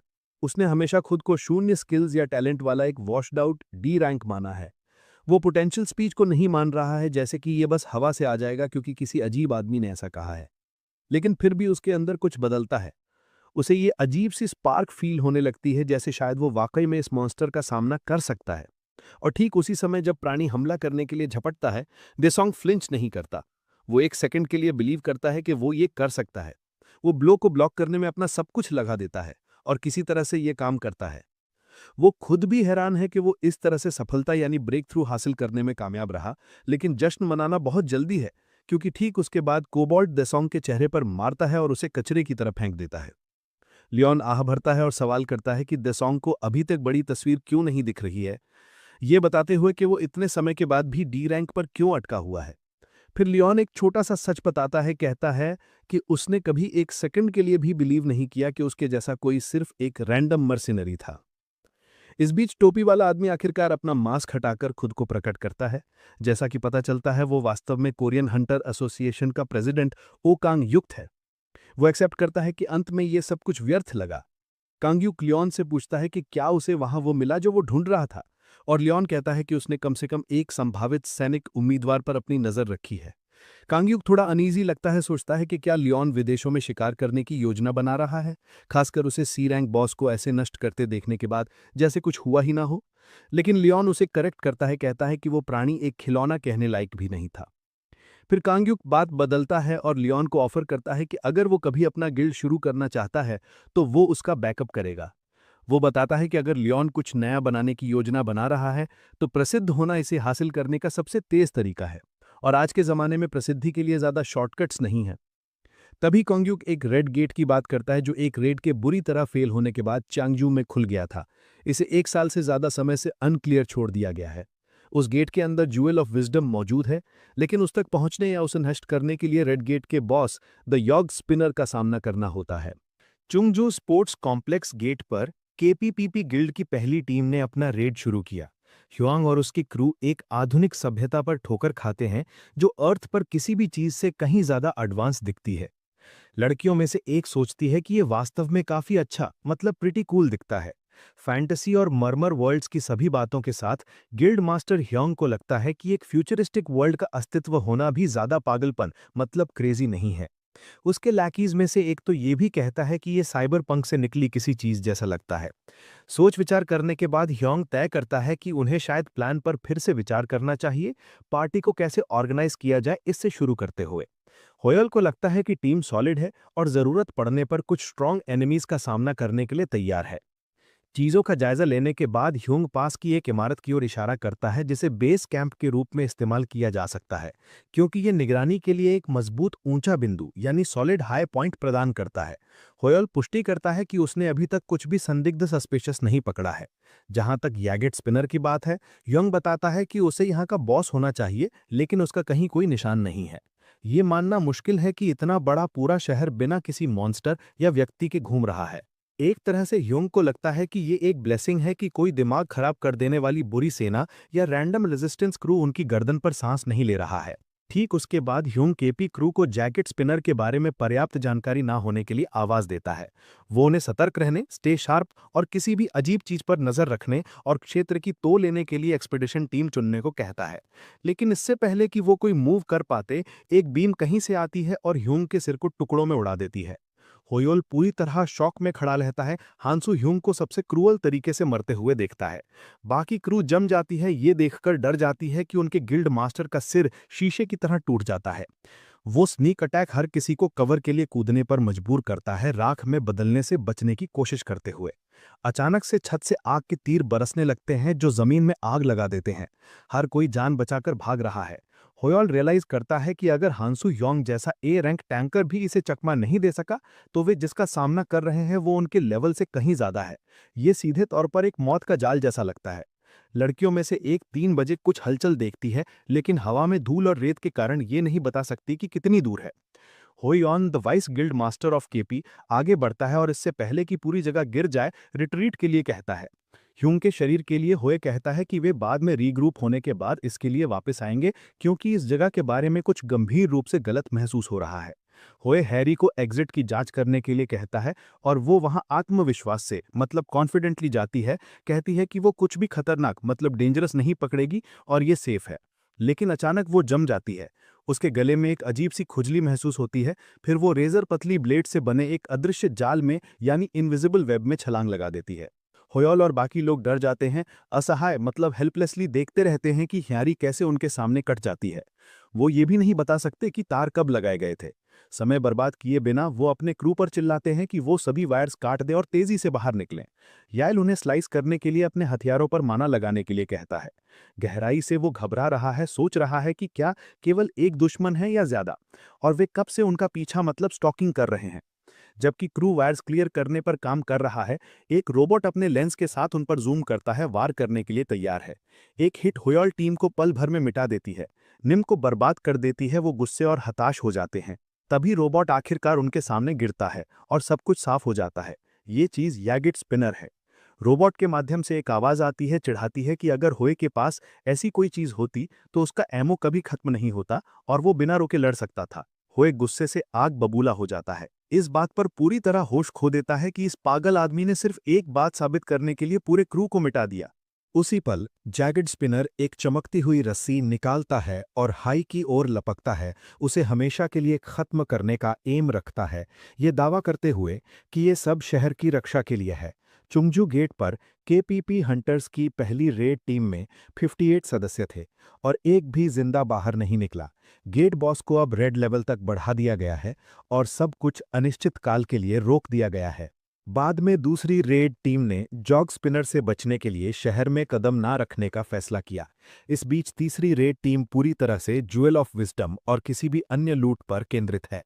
सफेद बालों वाला आदमी बहादुरी से घोषणा करता है कि 60 बिलियन वॉन दूसरी टीम के गिल्ड को जाएगा। सब कुछ तय होने के बाद वे चियंगजू स्पोर्ट्स कॉम्प्लेक्स गेट में प्रवेश करते हैं। इस गेट एक्सेस को कोरिया के टॉप 10 गिल्ड्स में से एक गोल्डन लायन को दिया गया है, जिसका नेतृत्व गिल्ड मास्टर हुआंग गम चो एस रैंक और vice guild master Hahn योनहा A rank कर रहे हैं। साथ ही 47 अन्य सदस्य भी हैं। उनके अलावा मैजिक टावर ने गिल ताइसन को भेजा है, जो एस रैंक के करीब है, 48 मर्सनरीज के एक स्क्वाड के साथ। और पीछे न छूटते हुए कोरियन हंटर एसोसिएशन की हान हारी भी वहां है, जो हिज मैजेस्टी के लिए जौ की चाय डाल रही है, जो मॉडर्न सिविलाइजेशन के सुनसान हिस्से में एक्शन में शामिल हो रहा है। जंगजू गेट की चौथी रेड टीम अपना बेस कैंप सेटअप करती है। लेऑन हारी से पूछता है कि उसे क्या परेशान कर रहा है। हरी मानती है कि उसे बुरा फीलिंग आ रहा है। उसे संदेह है कि यहां सब कुछ सुचारू रूप से चलेगा। लेकिन अजीब बात यह है कि अगर ऐसा होता है तो भी वो चिंतित है। वो सोचती है कि सबसे अच्छी स्थिति यानी बेस्ट केस ये है कि सब ठीक हो जाए और लेऑन को कूदना ना पड़े। लेकिन इसका मतलब ये भी है कि प्रसिद्ध होने का उसका शॉट फिसल सकता है। लेऑन को इससे कोई दिक्कत नहीं है। वो शांति से समझाता है कि अगर लाइन हार्ट किंग को उंगली उठाने की जरूरत नहीं है, तो इसका सीधा मतलब यह है कि स्थिति उतनी बुरी नहीं है। वो समझाता है, कहता है कि लीडरशिप कोई भी संभाल सकता है जो अहंकार को बीच में ना आने दे। लेकिन किंग ऑफ नाइट्स के मामले में ये एक अलग कहानी है। इसे हार की जिज्ञासा बढ़ती है।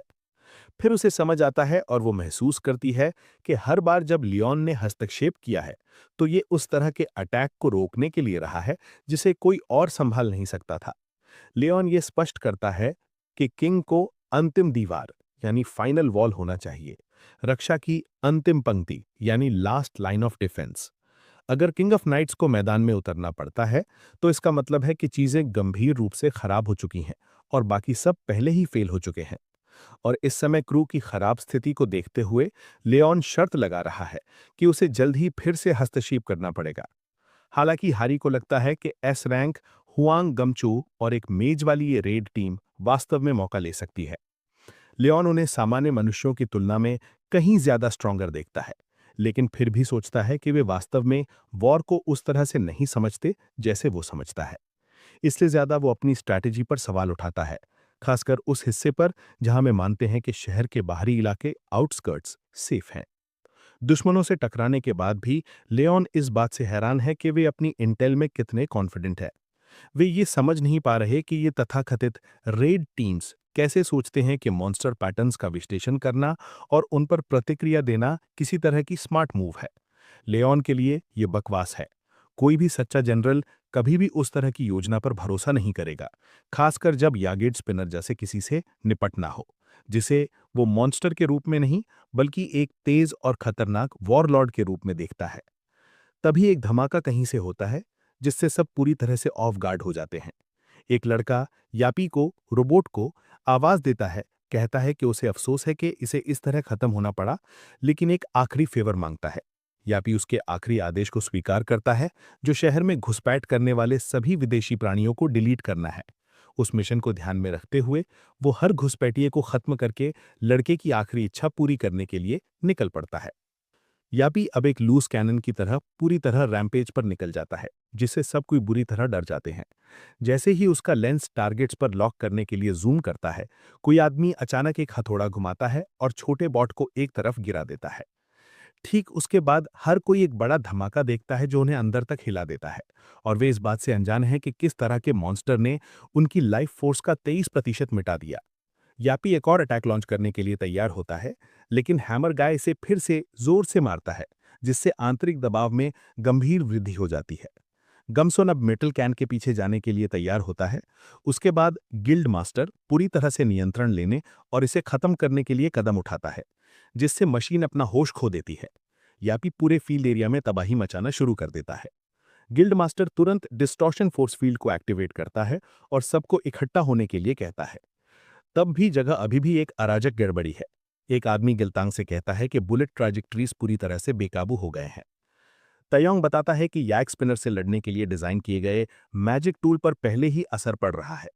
गोलियां बीच हवा में मुड़ रही हैं। उसे इतनी जल्दी इसका इस्तेमाल करने की उम्मीद नहीं थी। ठीक जैसे ही वैपी एबनॉर्मैलिटी का पता लगाता है, ये एक मेंटेनेंस ऑपरेशन शुरू करता है। अचानक टाइसन के लैकी को गोली लग जाती है। ये महसूस करते हुए कि वैपी ने गोलियों को मोड़ने के लिए एंगल्स की गणना यानी कैलकुलेटेड पहले ही कर ली है, वो घबरा रहा है। ये पता लगाने की कोशिश कर रहा है कि वो चीज़ क्या है। तभी टाइसन को डिस्टॉर्शन फील्ड को बंद करने के लिए कॉल आता है, क्योंकि बुलेट डायरेक्शंस बहुत अप्रत्याशित यानी अनप्रेडिक्टेबल हैं। मैजिक टूल की बैटरी लो हो रही है, इसलिए टाइसन आदेश देता है कि फोर्स फील्ड के हटते ही इसे चार्ज किया जाए। जैसे ही समूह लुकता है और फोर्स फील्ड गिरता है, तभी उन्हें जोर का झटका लगता है। पूरा क्षेत्र अचानक जाल जैसी तारों यानी वेब लाइक वायर से भर जाता है, जिससे पता चलता है कि वैपी पूरे समय ओवरवर्किंग कर रहा था। वैपी एक ग्रिम रीपर की तरह उभरता है, पूरे स्क्वाड को बिजली से मारने के लिए तैयार। तायसंग तुरंत अपनी बड़ी गलती का एहसास करता है कि उसने सबको एक जगह क्यों बुलाया, ये जानते हुए कि वे आने वाले अटैक से बच नहीं पाएंगे।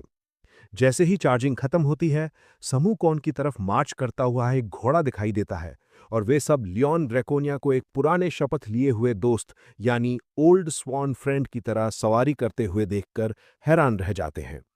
लियोन घोड़े पर कूदता है, दुश्मनों के समुद्र में अकेले सवारी करने के लिए जो साहस चाहिए उसके बारे में बोलता है। कहता है कि किंग ऑफ लायन हार्ट की प्रशंसा की जानी चाहिए। एक पल बर्बाद किए बिना वो इस पल का सम्मान करता है। याग स्पिनर को उससे लड़ने का विशेषाधिकार यानी प्रिविलेज देता है, एक शाही फरमान की तरह द्वंद्व यानी ड्यूअल प्रदान करता है। बाकी क्रू वहां खड़ी रहती है, ये सोचकर कि क्या ये आदमी पागल हो गया है या वो पूरी तरह से होश में नहीं है। लियोन जोर से बड़बड़ाता है, केवल एक घोड़े के साथ दुश्मनों के समुद्र में चार्ज करने के लिए जो साहस चाहिए उस पर ध्यान केंद्रित करता है। वो खुद को king of the lion heart घोषित करता है, ऐसा व्यक्ति जिसकी प्रशंसा की जानी चाहिए। बिना किसी संदेह के वो इस पल को जब्त करता है और याग स्पिनर को लड़ाई में उसका सामना करने का सम्मान देता है। दूसरी ओर वैपी इस नाटकीय भड़काव से पूरी तरह से भ्रमित है। ये अपनी रेलगन को पावर अप करता है, अपने मिशन पर कायम रहते हुए कि हर विदेशी इकाई यानी फॉरेन एंटिटी को खत्म कर देना है। तभी लियोन एक भदकते सूरज की तरह आगे बढ़ता है, अपने पुराने शपथ लिए हुए दोस्त पर सवार होकर लड़ाई में कूदता है। जैसे ही वैपी फायर करता है, लियोन एक सच्चे नाइट के गुस्से के साथ चार्ज करता है, लंबी दूरी के हमलों से पूरी तरह से अनप्रभावित। पागल गति और अपने भाले की चमक के साथ वैपी और लियोन दोनों अपने आंतरिक बीस्ट्स को अनलीश करते हैं। अचानक एक बड़ा धमाका होता है, जिससे मलबा यानी डेब्री हवा में उड़ जाता है, क्योंकि वैपी को एक विनाशकारी हिट लगता है। उस पल में यैग स्पिनर का हाई फंक्शनिंग एआई पूरी तरह से क्रैश हो जाता है। पता चलता है कि यैग की मशीन ने पहले ही पूरे दृश्य का एनालिसिस यानी एनालाइज्ड कर लिया था, ये देखते हुए कि लियोन का हथियार पुराना और भाले जैसा दिखता है, लेकिन ये इतना तेज था कि उसका ध्यान खींचने के लिए काफी था। फिर भी मशीन ने कैलकुलेट किया था कि लियोन के मास के बेसिस पर इम्पैक्ट बहुत कम होगा। यैपी ने खतरे के लेवल को 0 पर मार्क किया था, सोचते हुए कि रेलगन आसानी से एक ही शॉट से लियोन को खत्म कर सकती है, और ये एफर्ट के लायक भी नहीं था। मशीन का लॉजिक इसी तरह काम किया। 3 सेकंड पहले लियोन की चीख ने एक पतली बाधा पैदा की, एक ऐसा पैटर्न जो पहले कभी रिकॉर्ड नहीं किया गया था। इम्पैक्ट से 2 सेकंड पहले सिस्टम ने रेलगन बुलेट से सीधा हिट प्रिडिक्ट किया और अनुमान लगाया कि शॉकवेव ही टारगेट को खत्म करने के लिए काफी होगी, भले ही शॉट ब्लॉक हो जाए। इम्पैक्ट से 1 सेकंड पहले बुलेट डिफ्लेक्ट हो गई। कोई कोलिजन या प्रॉपर ब्लॉक नहीं हुआ, बस एक सहज डिफ्लेक्शन हुई, जो नाइट्स टेम्पलर द्वारा दी गई एक स्किल का यूज करके सांस लेने जितनी सहजता से की गई। लियोन ने इसे एक चमत्कार के रूप में देखा, जिसे केवल मानवता के सबसे मजबूत वॉरियर ही चला सकते थे। एरो शील्ड के ब्लेसिंग के माध्यम से दिव्य कानून को लागू करते हुए एक ऐसी पावर जो अपने रास्ते में हर अटैक को दूर कर देती थी। मशीन ये नहीं समझ पाई कि अभी क्या हुआ था, और उसे गंभीर खराबी यानी सीरियस मेल फंक्शन का सामना करना पड़ा। उसके इंटरनल सिस्टम्स कियोस में चले गए। उस पल में इसने लियोन के खतरे के लेवल को मैक्सिमम लेवल 5 तक रीकैलकुलेट किया। मशीन एक हताश और दयनीय वापसी में जमीन पर गिर पड़ी। यहां तक कि अब भी यैपी भोल्के की अंतिम इच्छा को दोहराता है कि किसी को भी इस जगह तक ना पहुंचने दें, चाहे कुछ भी कीमत अदा करनी पड़े।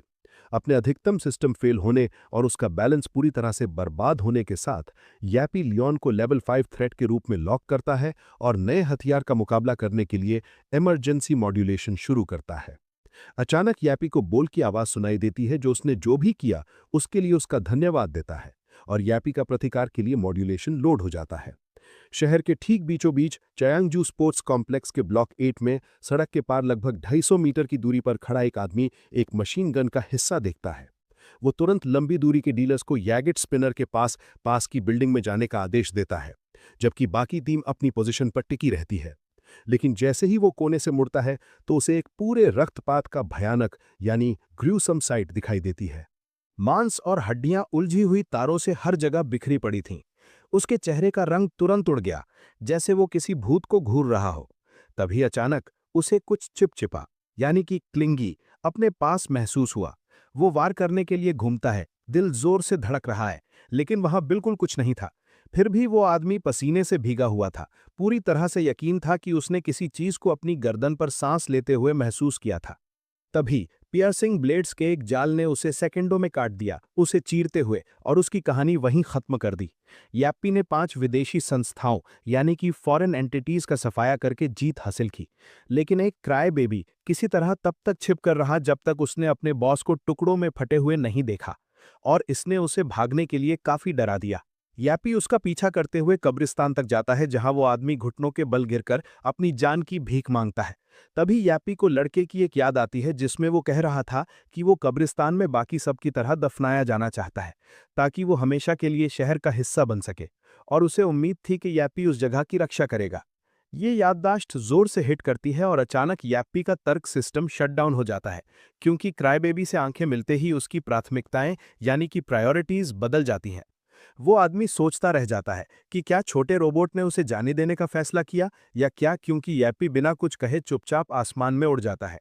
कुछ देर बाद टायोंग आता है और लड़के के पास जाता है, जबकि क्राई बेबी घबराकर बुदबुदाता है कि मेटल स्पाइडर उसे खत्म करने के लिए बहुत थक गया होगा और बस भाग गया। क्राई बेबी बताता है कि कैसे यैप्पी के चेहरे ने सब कुछ बता दिया, जैसे वो जानता था कि जीतने का कोई मौका नहीं है, शायद इसलिए क्योंकि उसने टायोंग को इस तरफ आते हुए देखा था।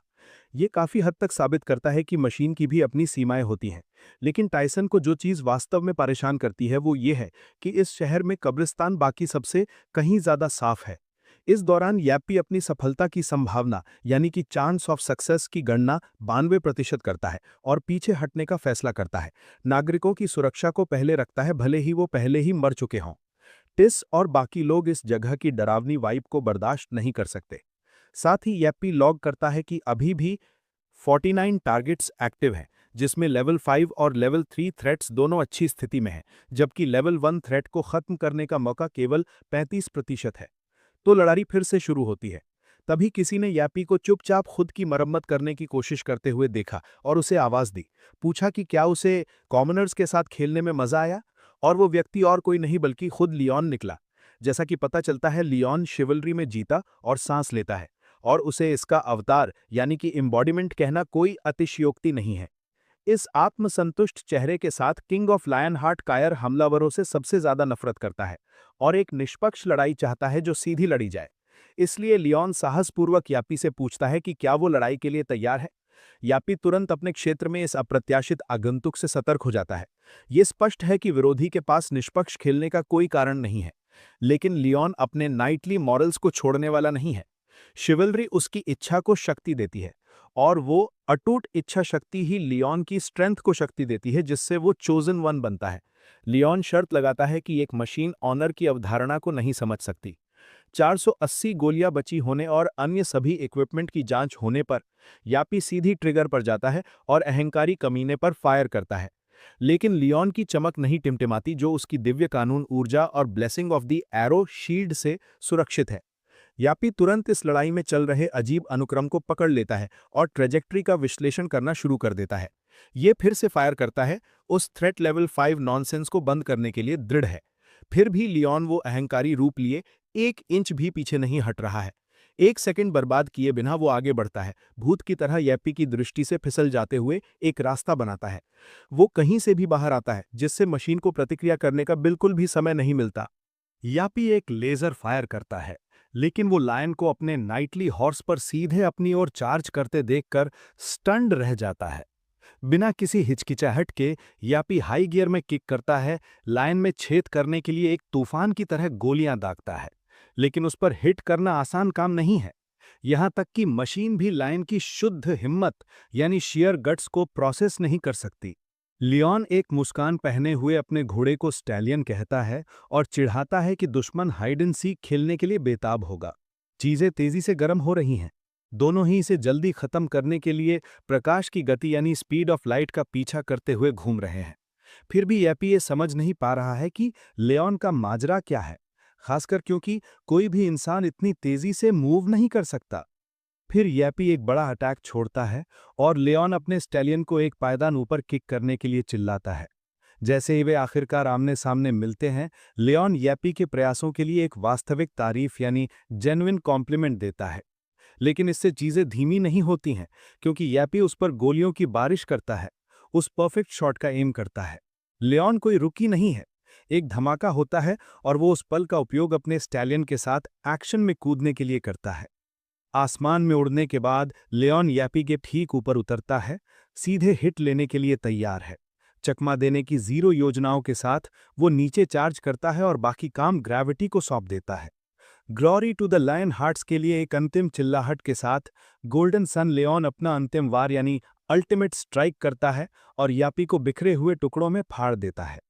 जैसे ही यापी को वो घातक वार लगता है, वो बच्चे के अंतिम आदेश को सुनता है कि जो कुछ भी अंदर सील्ड है उसे कभी बाहर ना निकाले। उस इच्छा को सम्मान देते हुए यापी सेल्फ डिस्ट्रक्शन को एक्टिवेट करता है, पीछे कुछ भी नहीं छोड़ता। ये खत्म नहीं हुआ था। यापी ने पहले ही लैंडफिल फैसिलिटीज में लगे सभी विस्फोटकों को फोड़ने की योजना बना ली थी और ये कुछ ऐसा था जिसे लियोन ने कभी आते नहीं देखा था। अचानक सबसे बड़ा धमाका केंद्र में हुआ। स्टील के शूरवीर की कहानी। जब JS-10253 ने अपनी आंखें खोलीं तो वो एक स्टोरेज कंटेनर के अंदर पड़ा था। हवा में ऑयल की तेज गंध आ रही थी।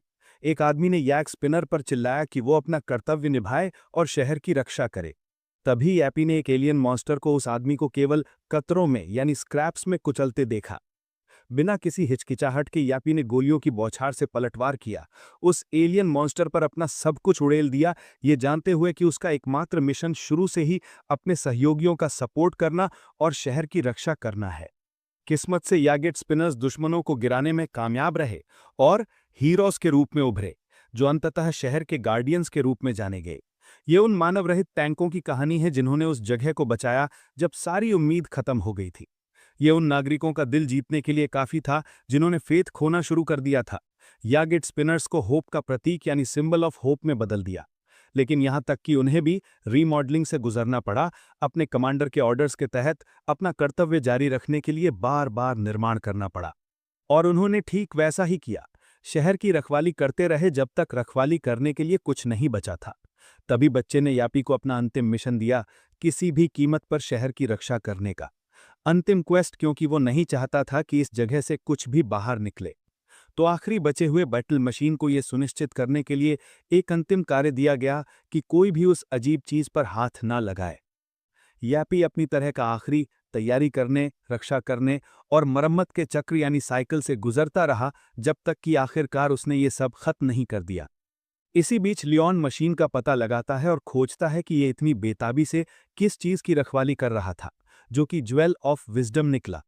लियोन जानता है कि ये ऐसी चीज है जिसे पहली जगह में एग्जिस्ट भी नहीं होना चाहिए था। अचानक वो अपने पीछे कुछ महसूस करता है और मुड़कर यापी से पूछता है कि वो कब से यहाँ अकेला पहरा दे रहा है। पहली बार लियोन मशीन को वफादारी और भक्ति के सच्चे नाइट के रूप में स्वीकार करता है। एक इंसान जिस पर महाद्वीपों के सभी जीवित प्राणी कर्जदार हैं, ये सब सर जैगिड स्पिनर की सेवा के कारण है। बिना किसी संदेह के लियोन ये घोषणा करता है कि यैक स्पिनर का क्वेस्ट अब पूरा हो गया है और ज्वेल ऑफ विजडम को नष्ट करके इसे खत्म करता है। उम्मीद करता है कि वो अब आखिरकार शांति से रेस्ट कर सके।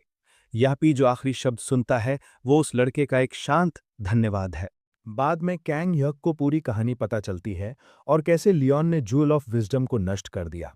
जैसा कि पता चला, कैंग यक का मानना था कि लियोन को ज्वेल ऑफ द वर्ल्ड के साथ क्या करना है ये तय करने का पूरा राइट था, क्योंकि उसने ही यैक्ड स्पिनर से निपटा था। लियोन बूढ़े आदमी को बताता है कि ज्वेल विजडम और परस्यूट की विकृत शक्तियों द्वारा मनुष्यों को लुभाने के लिए बनाया गया शुद्ध जहर था। संक्षेप में, लियोन इसे एक डीमंस ऑब्जेक्ट कहता है जो कैंग्युक को ऑफ गार्ड पकड़ लेता है और उसे स्टन कर देता है। इसे विस्तार से बताते हुए लियोन समझाता है कि ज्वेल विशेष को पूरा करता है, लेकिन हमेशा बदले में कुछ मांगता है, जैसे कि किसी बीस्ट को शांत रखने के लिए उसे खिलाना। ये अनंत जीवन के मानव प्रलोभन पर फलता फूलता है, लोगों को अपनी मानवता खोने और डीमंस में बदल जाने के लिए प्रेरित करता है। वो ये स्पष्ट करता है कि अगर ज्वेल जैसी कोई भी चीज कहीं और दिखाई देती है तो उसे हर कीमत पर नष्ट कर दिया जाना चाहिए। इस खबर से कैंग ह्यूक हिल जाता है और वो तुरंत कहता है कि वो यूएस गवर्नमेंट को सूचित करना चाहता है। ये स्पष्ट रूप से जिम्मेदार काम है, लेकिन लियोन चेतावनी देता है कि जिसने भी पहले ही उस पर हाथ डाल दिया है वो शायद डीमन सडक्शन का शिकार हो चुका होगा। इसके बाद वो एक कमरे में कदम रखते हैं जहां लियोन कैंग ह्यूक से पूछता है कि क्या ये वहीं आराम कर रहा है। कैंग ह्यूक सिर हिलाता है और रास्ता दिखाता है, एक साइंटिस्ट द्वारा निर्देशित जो यैक्ड स्पिनर के अवशेष दिखाता है। लियोन यैक्ड स्पिनर को देर तक देखता है जब कैंग ह्यूक पूछता है कि हिज मैजेस्टी इसका क्या करने की योजना बना रहा है। एक मुस्कान के साथ लियोन यैक्ड स्पिनर को एक ऑनरेबल नाइट कहता है जिसने अपनी सेवा पूरी की, इसलिए वो उसे रिस्पेक्ट के साथ दफनाने और प्रार्थना करने की इच्छा रखता है कि वो गॉड्स बैंक्वेट हॉल तक पहुंचे। उससे पहले लियोन पहले ब्लेसिंग देने की बात करता है, फिर जादुई तौर से सुनहरे तरल से भरा एक फैंसी कप बाहर निकालता है, जिससे कैंग ह्यूक हैरान हो जाता है। बिना किसी संदेह के लियोन प्रार्थना करता है कि ये वफादार नाइट शांति से रेस्ट करे और उस पर तरल उड़ेल देता है। सिर्फ उससे ही मशीन हिलने लगती है, डिवाइन एनर्जी द्वारा संचालित। लियोन जानता है कि कोई वास्तविक ऊर्जा स्रोत नहीं है, लेकिन ब्लेसिंग ने एक मिरेकल को जन्म दिया। किसी तरह यैक स्पिनर अपना एक छोटा वर्जन बनाता है और लियोन उसे बताता है कि गॉडेस ने ही उसे चुना होगा। फिर लियोन अपनी तलवार निकालता है और गॉडेस को आवाज देने के लिए हवा में कुछ वार करता है। इस पूरी घटना से उसकी सांस फूल जाती है और कैंग ह्यूक भी गॉडेस के चेहरे की एक झलक देखकर गिर पड़ता है। वहां मौजूद हर कोई बिना किसी संदेह के जानता है कि शानदार रोशनी से चमक रही ये महिला इंसान नहीं बल्कि एक अतुलनीय दिव्य शक्ति है। गॉडेस आरियाना अपने पहले नाइट की ओर मुड़ती है और पूछती है कि ये सब क्या है। लियोन उसके सामने झुकता है और समझाता है कि यैक्ड स्पिनर एक ऑनरेबल नाइट रहा है, अन्य सभी नाइट्स के लिए एक सच्चा रोल मॉडल और गॉडेस की देखभाल के योग्य व्यक्ति है। आरियाना उस अजीब प्राणी को देखती है और बताती है कि उसने उसका क्वेस्ट पूरा नहीं किया, ना ही उसने अपनी ग्लोरी उसे ऑफर की। लियोन यैक स्पिनर की ओर से बोलता है, कहता है कि अगर इसकी एग्जिस्टेंस ना होती तो यैक स्पिनर किंग ऑफ लायनहार्ट की ग्लोरी का दावा करने के योग्य होता। गॉडेस आरियाना लियोन की बातों को सुनती है और स्वीकार करती है, यैक स्पिनर को अपने नजरिए से देखने का फैसला करती है, लेकिन उसे अभी भी एक चीज पर स्पष्टता चाहिए।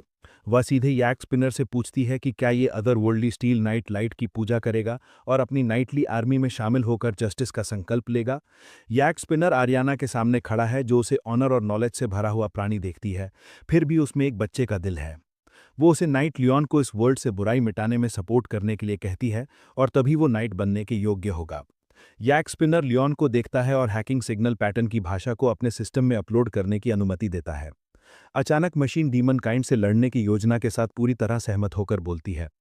इससे आरियाना को खुशी मिलती है, जो मानती है कि अगर जेगी स्पिनर की लॉयल्टी और स्ट्रेंथ उसके पहले नाइट को दी जाती है तो उसकी ग्लोरी भी उस पर चमकेगी। नाइट टेम्पलर नंबर 10,253 हवा में तैरता है, उसे लाइट और जस्टिस की पावर से पुरस्कृत किया जाता है। इसी बीच यूनाइटेड स्टेट्स मैजिक टावर में मास्टर रोनाल्डो शर्मन के कमरे में एक आदमी माफी के लिए गिड़गिड़ाता है, ये समझाने के लिए बेताब है कि वो एक साधारण आदेश को पूरा करने में फेल क्यों हुआ। लेकिन वह महान प्राणी जिसे वह संबोधित करता है, बुद्धि और सत्य से आशीष देने के बाद भी गहरी निराशा में दिखाई देता है। रोनाल्डो समझाने की कोशिश करता है कि इस नए सर्वाइवर लियोन ने इंटरफियर किया। उस नाम को सुनकर क्रिस्टल एक पल के लिए जम जाता है। फिर अचानक स्क्रीन पर एक न्यूज़ ब्रॉडकास्ट फ्लैश होती है, जिसमें खुद ड्रैगोनिया लायन हार्ट लियोन दिखाई देता है। ये क्रिस्टल को पूरी तरह निराशा में धकेलने के लिए काफ़ी है। गुस्से में कि ये आदमी फिर से यहाँ है, राल्डास उसे अपना होश खोते हुए देखता है। कसम खाता है कि वो फिर से इससे नहीं गुजरेगा। उस दिन के बाद से रोनाल्डो ने ज्वेल ऑफ विजडम को जितनी बार भी बुलाया, उसने उससे कभी बात नहीं की। कोरियन हंटर एसोसिएशन में केनिया जल्दी से जैकेट स्पिनर को लायन के गिल्ड के सदस्य के रूप में इनलिस्ट करता है। हालांकि इसमें कुछ समय लगेगा, लायन को बिल्कुल बुरा नहीं लगता। उसके बाद याप, जिसे जोगेट स्पिनर के नाम से भी जाना जाता है, लायन के साथ बाहर निकलता है। अचानक लायन खून खांसता है, जिससे याप्पा चिंतित हो जाता है। वो पूछता है कि क्या वो ठीक है, और लायन बताता है कि डिविनिटी में कमी वाली भूमि में एक नाइट टेम्पलर को बुलाने से उस पर भारी बोझ पड़ता है। वो खुद को इतना मजबूत न होने के लिए दोषी ठहराता है। लेकिन गॉडेस आरियाना को लगता है कि ये उसकी गलती है क्योंकि वो कम पड़ गई थी। लियन उसे बताता है कि चाहे कुछ भी हो, वो ऐसी किसी चीज के लिए डिविनिटी को कभी दोष नहीं देगा। आरियाना लियन की अटूट वफादारी से प्रभावित होती है और मानती है कि इस भूमि में जहां डिवाइन पावर की कमी है, उन्हें पहले हस्तक्षेप न करने के लिए दोषी ठहराया जाना चाहिए। तभी आरियाना लियन से धीरे से ट्रस्ट रखने और रेस्ट करने के लिए कहती है, जिससे लियन हैरान रह जाता है। बाद में आरियाना अपने भाइयों और बहनों को अपने वफादार फॉलोवर की मदद के लिए वापस बुलाती है। जिस दिन Leon, the king of lion heart, 21 साल का हुआ, वो दिन था जब पूरी दुनिया नष्ट हो गई थी और एकमात्र योद्धा बचा था। अपनी दुनिया से सारी डिविनिटी निकालकर उसे अपने दिल में चैनल करके गॉड्स इस पवित्र आदमी के दिल में पीछे हट गए थे। उन्होंने लंबे समय तक देखा कि कैसे किंग ऑफ लायन हार्ट ने 180 सालों तक हर बुरे राक्षस का सफाया किया, पूरी दुनिया का बोझ ढोते हुए। उस वजह से पूरे पैंथियन के हर गॉड पर लियोन का भारी कर्ज था। शांति भंग करने के लिए डियारा आरियाना से पूछती है कि बच्चा कैसा है, और आरियाना समझाती है कि उसके पसंदीदा नाइट ने खुद को अपनी सीमा से कहीं ज्यादा धकेल दिया है। वहां पर मौजूद हर कोई जानता है कि एकमात्र ग्रेल नाइट पर इतना दबाव डालना बहुत ज्यादा है। कोई आश्चर्य नहीं कि पॉस, जो कि युद्ध और आग के देवता हैं, जानना चाहता है कि किंग ऑफ लायन हार्ट कहाँ गया है, जो गॉड्स की ग्लोरी के साथ बहुत शक्तिशाली हुआ करता था। पॉस आरियाना पर ताना कसता है कि शर्म करो, ये बताते हुए कि उसका नाइट ने 2 सदियों तक लड़ाई की और फिर भी विजयी रहा। वो आदमी भड़क उठता है, चिल्लाता है कि इसीलिए वो इतना नाराज है। फिर एक भारी चुप्पी छा जाती है जो शब्दों से कहीं ज्यादा कहती है। आरियाना घोषणा करती है, 180 साल काफी से ज्यादा है और अब बोलने की उनकी बारी है। वो अपने नाइट्स को और ज्यादा पीड़ित नहीं होने देगी। तभी हेट्टो, जो कि स्टील और ब्लैकस्मिथ के देवता हैं, आरियाना से सहमत होते हैं और कहते हैं कि उन्हें मनुष्यों के बीच आस्था बढ़ाने में मदद करने के लिए अपने ब्लेसिंग्स देने का सम्मान लेना चाहिए। हेट्टो आगे कहता है कि डियारा के फॉलोअर्स से मिली इंटेल की बदौलत वे इंटरनेट नाम की इस चीज को भी अपने फायदे के लिए इस्तेमाल कर सकते हैं और दुनिया पर डिवाइन मिरेकल्स की बौछार शुरू कर सकते हैं। पॉस ये सवाल उठाता है कि हमारा नाइट एक अर्थलिंग होने के बावजूद खुद इस आइडिया के साथ क्यों नहीं आया। तो तभी पीटो लियान का बचाव करने के लिए बीच में आता है, कहता है कि उसके ज़माने में इंटरनेट एग्जिस्ट ही नहीं करता था। आरियाना इस बीच ट्रायल एंड एरर को समझना चाहती है, देखते हुए कि लियान को खबर को जड़ पकड़ने में 20 साल लगे थे। फिर भी हेट्टो को भरोसा है कि उनका ग्रेल नाइट इसे सफल बनाने की कुंजी है। जल्द ही बाद में एक अजीब घटना यूट्यूब पर हिट होती है, जो बाल्डी और हेड मैनेजर किम जिन सू को पूरी तरह से हैरान कर देती है। पैंथियन टीवी नाम का एक चैनल नाजू प्लेन से लाइव ब्रॉडकास्ट करता है, जिसमें दिया की प्रार्थना कैसे करें ये दिखाया जाता है। इसके अलावा एक बूढ़े आदमी का इंटरव्यू है, जो एक अहंकारी ऑफिस वर्कर को इस बात पर चुप करा देता है कि एक चम्मच चावल कैसे जीवन बदल सकता है, और एक एआई गॉड पर टिप्पणी कर रहा होता है जिसके परिणाम लोगों को स्टंड कर देते हैं। ये सब क्लिकबेट गोल्ड है, लेकिन जो बात इसे और ज्यादा पागल बनाती है वो ये है कि सब कुछ 104 भाषाओं में टॉप टियर क्वालिटी में उपलब्ध है, जो बहुत ज्यादा अवास्तविक लगता है। ये किसी के भी दिमाग को खराब करने के लिए काफी है। लेकिन बल्डी की इंस्टिंक्ट सक्रिय हो जाती हैं और वो सोचने लगता है कि पैंथियन लियान से जुड़ा हो सकता है। मैनेजर जिनसू हालांकि संदेह में है, कहता है कि लियोन यूट्यूब टाइप का नहीं लगता और हानहरी कंप्यूटर्स में बहुत खराब है। लेकिन इसके साथ भी जिनसू असली मुद्दे की ओर इशारा करता है कि वीडियोस लेजिट हैं। वो घबराने लगता है, लियोन क्या कर रहा होगा इस बारे में पूरी तरह अनजान है और फैसला करता है कि अब उससे आमने सामने मिलने का समय आ गया है। इस बीच यैप, जिसे जोगेट स्पिनर के नाम से भी जाना जाता है, लियान का नया दोस्त खुद के लिए एक नया मिशन ढूंढ चुका है और पता चला कि वो सबटाइटल्स ऐड करने और सारे कंटेंट अपलोड करने के पीछे का टेक विज है। तभी हारी पूछती है कि वो क्या कर रहा है और यैपी कैजुअली बताता है कि उसके नॉइज मार्केटिंग प्लान का फेज़ 1 ऑलरेडी चल रहा है। अगला है फेज़ 2, जिसमें कुछ अच्छी पुरानी नेटवर्क हैकिंग शामिल है जो वर्तमान में चल रही है। इस बीच हारी मानती है कि ये छोटी मशीन बस गेम्स खेल रही है या गड़बड़ कर रही है, लेकिन सच ये है कि कंप्यूटर से डील करने में वो बहुत खराब है। ये नाजू प्लेन्स में पैंथियन गिल्ड की टेम्पररी ब्रांच में है। जिनसू घबरा के अंदर घुसता है, जोर देता है कि वीडियोस को डिलीट कर देना चाहिए। अनहारी अचानक हैरान होकर उसे शांत होने में मदद के लिए कुछ जौ की चाय पीने को देती है, लेकिन जिनसू तुरंत असली मुद्दे पर वापस आ जाता है। लियोन शांति से समझाता है कि ये सब सर यागेट स्पिनर ने किया, जिससे जिनसू स्टन्ड रह जाता है। उसे विश्वास नहीं हो रहा कि वो क्रूर मशीन ऐसी चीजें करने में सक्षम है। उसकी नज़र फिर यापी पर पड़ती है, जो कुशल टेक एक्सपर्ट अपने काम में लगा हुआ है। जिनसू समझाता है कि नाजू प्लेन्स का चावल साधारण नहीं है, इसमें उपचार के गुण हैं। अगर वो जानकारी पब्लिक हो जाती है तो पूरी दुनिया उसके पीछे भागेगी और मैदान खतरनाक चोरों से भर जाएंगे। वो चेतावनी देता है कि एक बार खाद्य प्रशासन बुआई को मंजूरी दे देता है तो एसोसिएशन सुदृढ़ीकरण यानी कि रीइंफोर्समेंट्स भेजेगी, लेकिन तब तक लियोन को इंतजार करना चाहिए। लियोन सुनता है और समझता है कि उनके अपने नियम और सिस्टम्स हैं। फिर भी वो चिंतित नहीं है। गॉडस की फसलें ऐसी चीज नहीं हैं जिन्हें चुराया जा सके। लियोन के आत्मविश्वास से जिनसू अवाक रह जाता है। आधी रात को नाजू प्लेन्स में कुछ कारें आती हैं जहां चोरों का समूह बीज चुराने और चावल के खेत में आग लगाने की योजना बनाता है, लेकिन वे पूरी तरह से अनगार्डेड $10 लाख के क्षेत्र को देखकर हैरान रह जाते हैं। वाइपर स्क्वाड, जिसे डिमोनिक ह्यूमन एसोसिएशन के हिटमैन की कोरियन ब्रांच ने हायर किया है, वो ये काम करने को आई है। वे गैसोलीन टैंक्स बाहर निकालते हैं और चावल के खेत में घुस जाते हैं, लेकिन उनकी योजनाओं में तब रुकावट आती है जब एक परछाई उन्हें डरा देती है। हालांकि ये सिर्फ एक बिजुका निकलता है।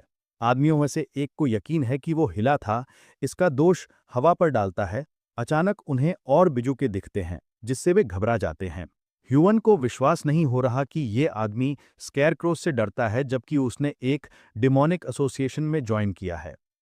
ह्यूंग उन्हें जलने के लिए सबसे बड़ा क्षेत्र खोजने और भंडारण से बीज चुराने का निर्देश देता है। गैसोलीन टैंक्स अनलोड करने के बाद वे कुछ बीज अपने लिए जेब में रखने की योजना बनाते हैं। तभी ह्यूंग देखता है कि मानसू, दुआन और गिंटे मिसिंग हैं और बिजुके इतने नज़दीक हैं कि वे बेचैन कर रहे हैं, जबकि उन्हें दूर होना चाहिए।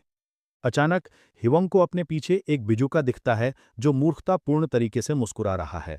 ये उसे डराने के लिए काफ़ी है, इसलिए वो चिल्लाते हुए उसे आधा काट देता है कि ये मॉन्स्टर्स मूव कर रहे हैं। सभी बिजुके, जो अपनी कार्टूनी जैसी अभिव्यक्ति यानी कि एक्सप्रेशन के साथ उनकी ओर रेंग रहे हैं, और वाइपर स्क्वाड कंफ्यूज्ड रह जाती है, सोचती है कि ये चीज़ें कहाँ से आईं, क्योंकि कोई डंजन ब्रेक नहीं हुआ था। कोई नहीं जानता कि ये प्राणी क्या हैं और वे घबराहट में अपने अधीनस्थों को पीछे छोड़ जाते हैं। ह्यूंग को लग रहा था कि इस मिशन में कुछ गड़बड़ है, लेकिन वे अभी भी ये दिखाने के लिए दृढ़ हैं कि वे क्या करने में सक्षम हैं। तभी ह्यूंग के लैखीज में से एक सामने साइलो की ओर इशारा करता है और वे चीयर करते हैं, जितना हो सके उतना चावल लोड करने के लिए उत्सुक। अगर कहानी सच है तो ये उन्हें रंक से राजा बना सकता है। जैसे ही ह्यूंग साइलो की ओर कदम बढ़ाता है, वो हवा में उछलकर गिर जाता है, जिससे बाकी सब डर जाते हैं। स्टोरेज के सामने माइंस किसने लगाए, इस बारे में वे सब अनजान हैं। अचानक यापी क्षेत्र में एक विदेशी उपस्थिति का पता लगाने के बाद कहीं से प्रकट होता है। चोर तुरंत पहचान जाते हैं कि ये चियांगजू गेट का यागेट स्पिनर है। यैप अब हाई अलर्ट पर है, घुसपैठियों को हटाने का चार्ज लेता है। सुबह तक सभी चोरों को बांधकर और doctrines of life and fertility के बगल में एक कोने में ढेर कर दिया जाता है। डॉक्यूमेंट्स में पहली फसल का विवरण है, जिसे प्रशंसा के गीतों के साथ गॉडेस को ऑफर किया जाना चाहिए। नियमों में व्यस्त होने पर भी खाना न छोड़ना और टोपी और कपड़े के साथ स्केयरक्रो सेटअप करना शामिल है। नियमों के नीचे एक नोट में सबसे महत्वपूर्ण नियम लिखा है कि चोरों को मौत के साथ सजा मिलेगी। वाइपर स्क्वाड को सफलतापूर्वक गिरफ्तार कर लिया गया है। वाइपर स्क्वाड के गिरफ्तार होने के बाद पैंथियन और ब्लेसेड राइस की वैल्यू तेजी से ऊपर चली गई। यैप, जो एल्गोरिथम का अवतार है, ने वास्तव में एक बड़ा काम किया। इसके बाद लियोन ड्रैगोनिया ने चावल के प्रसार को बढ़ावा देने के लिए पैंथियन को बढ़ावा देने में अपना सब कुछ लगा दिया। एक छोटी सी रुकावट आई, जहां लायन ने कुछ रिपोर्टर्स का पर्याप्त रिस्पेक्ट न दिखाने के लिए उन्हें इंसल्ट किया, लेकिन इसके उल्टा असर होने के बजाय इसने पूरे इंटरनेट को पैंथियन के बारे में बात करने पर मजबूर कर दिया। बाद में लियोन आखिरकार थोड़ा आराम करता है और सोचने लगता है कि गॉड्स आधुनिक समाज में उससे कहीं बेहतर फिट हो रहे हैं। आउट ऑफ नोवे हरी कुछ जंगली खबर लेकर उसके पास दौड़ती हुई आती है। चावल का एक सिंगल पैक अभी अभी 230 मिलियन वॉन में बिका है। ये लियोन को पूरी तरह से चौंका देता है। उसे लगता है कि यह वास्तव में ज्यादा अफोर्डेबल होना चाहिए और उसे चिंता होने लगती है कि सामान्य लोग ऐसी चीज कैसे खरीदेंगे, भले ही मार्केट कीमत तय करे। इसलिए वो ये स्पष्ट करता है कि डिवाइन ब्लेसिंग्स को समान रूप से साझा किया जाना चाहिए। उसे याद है कि उसने किसानों को गॉड्स फेवर फैलाने के बारे में प्रेसिडेंट से संपर्क किया था, लेकिन उस आदमी ने रिलीजन के मामले में तटस्थ रहने पर जोर दिया। फिर भी लियोन ने लॉयनहार्ट को पावर अप करने के लिए पर्याप्त फेथ इकट्ठा कर ली। वैसे तो हरी अभी भी चिंतित है कि येलो गेट ठीक रहेगा। हालांकि वो बिड जीतने में कामयाब रही, ठीक वैसे ही जैसे हिज मेजेस्टी चाहते थे। लेकिन जिस पार्टी को उसने चुना, उसके साथ उस गेट पर रेड करने का आइडिया लगभग असंभव लगता है। एक शांत मुस्कान के साथ बस लियोन कहता है कि वो ये देखने के लिए उत्सुक है कि आगे क्या होता है। बाद में ग्वांग की मुलाकात टीम मैनेजर किम डोहान से होती है और पता चलता है कि हंटर एसोसिएशन के प्रेसिडेंट ने सभी स्ट्रगलिंग हंटर्स को एक संदेश भेजा, उन्हें यहां इकट्ठा होने के लिए बुलाया। डंग डी और सी रैंकर्स के एक समूह को देखकर सोचने लगता है कि क्या चल रहा है। फिर हनहारी स्थल पर आती है ए रैंक्ड मेज स्वॉर्ड्समैन, जिसने पिछले साल के ड्राफ्ट के बाद से सबसे ज्यादा रिकॉर्ड सेट किया। ठीक उसके बाद लियोन ड्रैगोनिया प्रकट होता है और डायस उसे दोबारा देखकर पूरी तरह से स्टन रह जाता है। वो हमेशा से जानता था कि लियोन कुछ और है, जैसे दूसरी दुनिया से आया कोई व्यक्ति, लेकिन उसे अभी भी कोई पता नहीं है कि क्या होने वाला है। फिर सबका स्वागत करने के बाद लियोन आगे बढ़ता है और पूरे समूह को संबोधित करता है। वो सीधे मुद्दे पर आता है, कहता है कि उसने उन सब को इसलिए आमंत्रित किया है क्योंकि वो अपने गिल्ड पैंथियन में शामिल होने के लिए सैनिकों की तलाश में है। जो भी खुद को साबित करता है और ट्रेनिंग से गुजरता है, उसे उसकी मिलिट्री में स्वीकार किया जाएगा। डंग हैरान रह जाता है, ये महसूस करते हुए कि लियोन वास्तव में एक मिलिट्री फोर्स बना रहा है, न कि सिर्फ जनरल गिल्ड मेंबर्स को इकट्ठा कर रहा है। लियोन फिर चीजों को आगे बढ़ाता है और एंट्रेंस टेस्ट की घोषणा करता है, जो सैम जॉन स्टेशन पर येलो गेट क्लियर करना है। ये तुरंत हंटर्स के बीच खतरे की घंटी बजा देता है, क्योंकि ज्यादातर इसे सीधी सीधी सुसाइड मिशन मानते हैं। लेकिन ईमानदारी से कहूं तो इस तरह की प्रतिक्रिया अपेक्षित है। गेट का रंग उसकी रैंक और कठिनता दिखाता है। ब्लैक, रेड और ऑरेंज सबसे कठिन है, उसके बाद येलो, ग्रीन और ब्लू हैं। डायसोंग को याद है कि उसका पहला टेस्ट सोल स्टेशन पर एक ब्लू गेट पर था, इसलिए सी या डी रैंक के हंटर के लिए येलो गेट का सामना करना मूलतः मौत की सजा है। बाल्डी लो रैंक क्राउड को शांत करने की कोशिश करता है, उन्हें आश्वासन देता है कि वो इस टेस्ट से बचकर निकलने के लिए काफ़ी अच्छे हैं। निराश और गुस्से में लोग बाहर निकलने के लिए एग्जिट के पास जाने लगते हैं, जो कि वो वेस्ट ऑफ टाइम मानते थे। उसके बाद एक झपकी लेने की उम्मीद करते हैं। जल्द ही पूरा फील्ड क्लियर हो जाता है, केवल कुछ ही खड़े रह जाते हैं।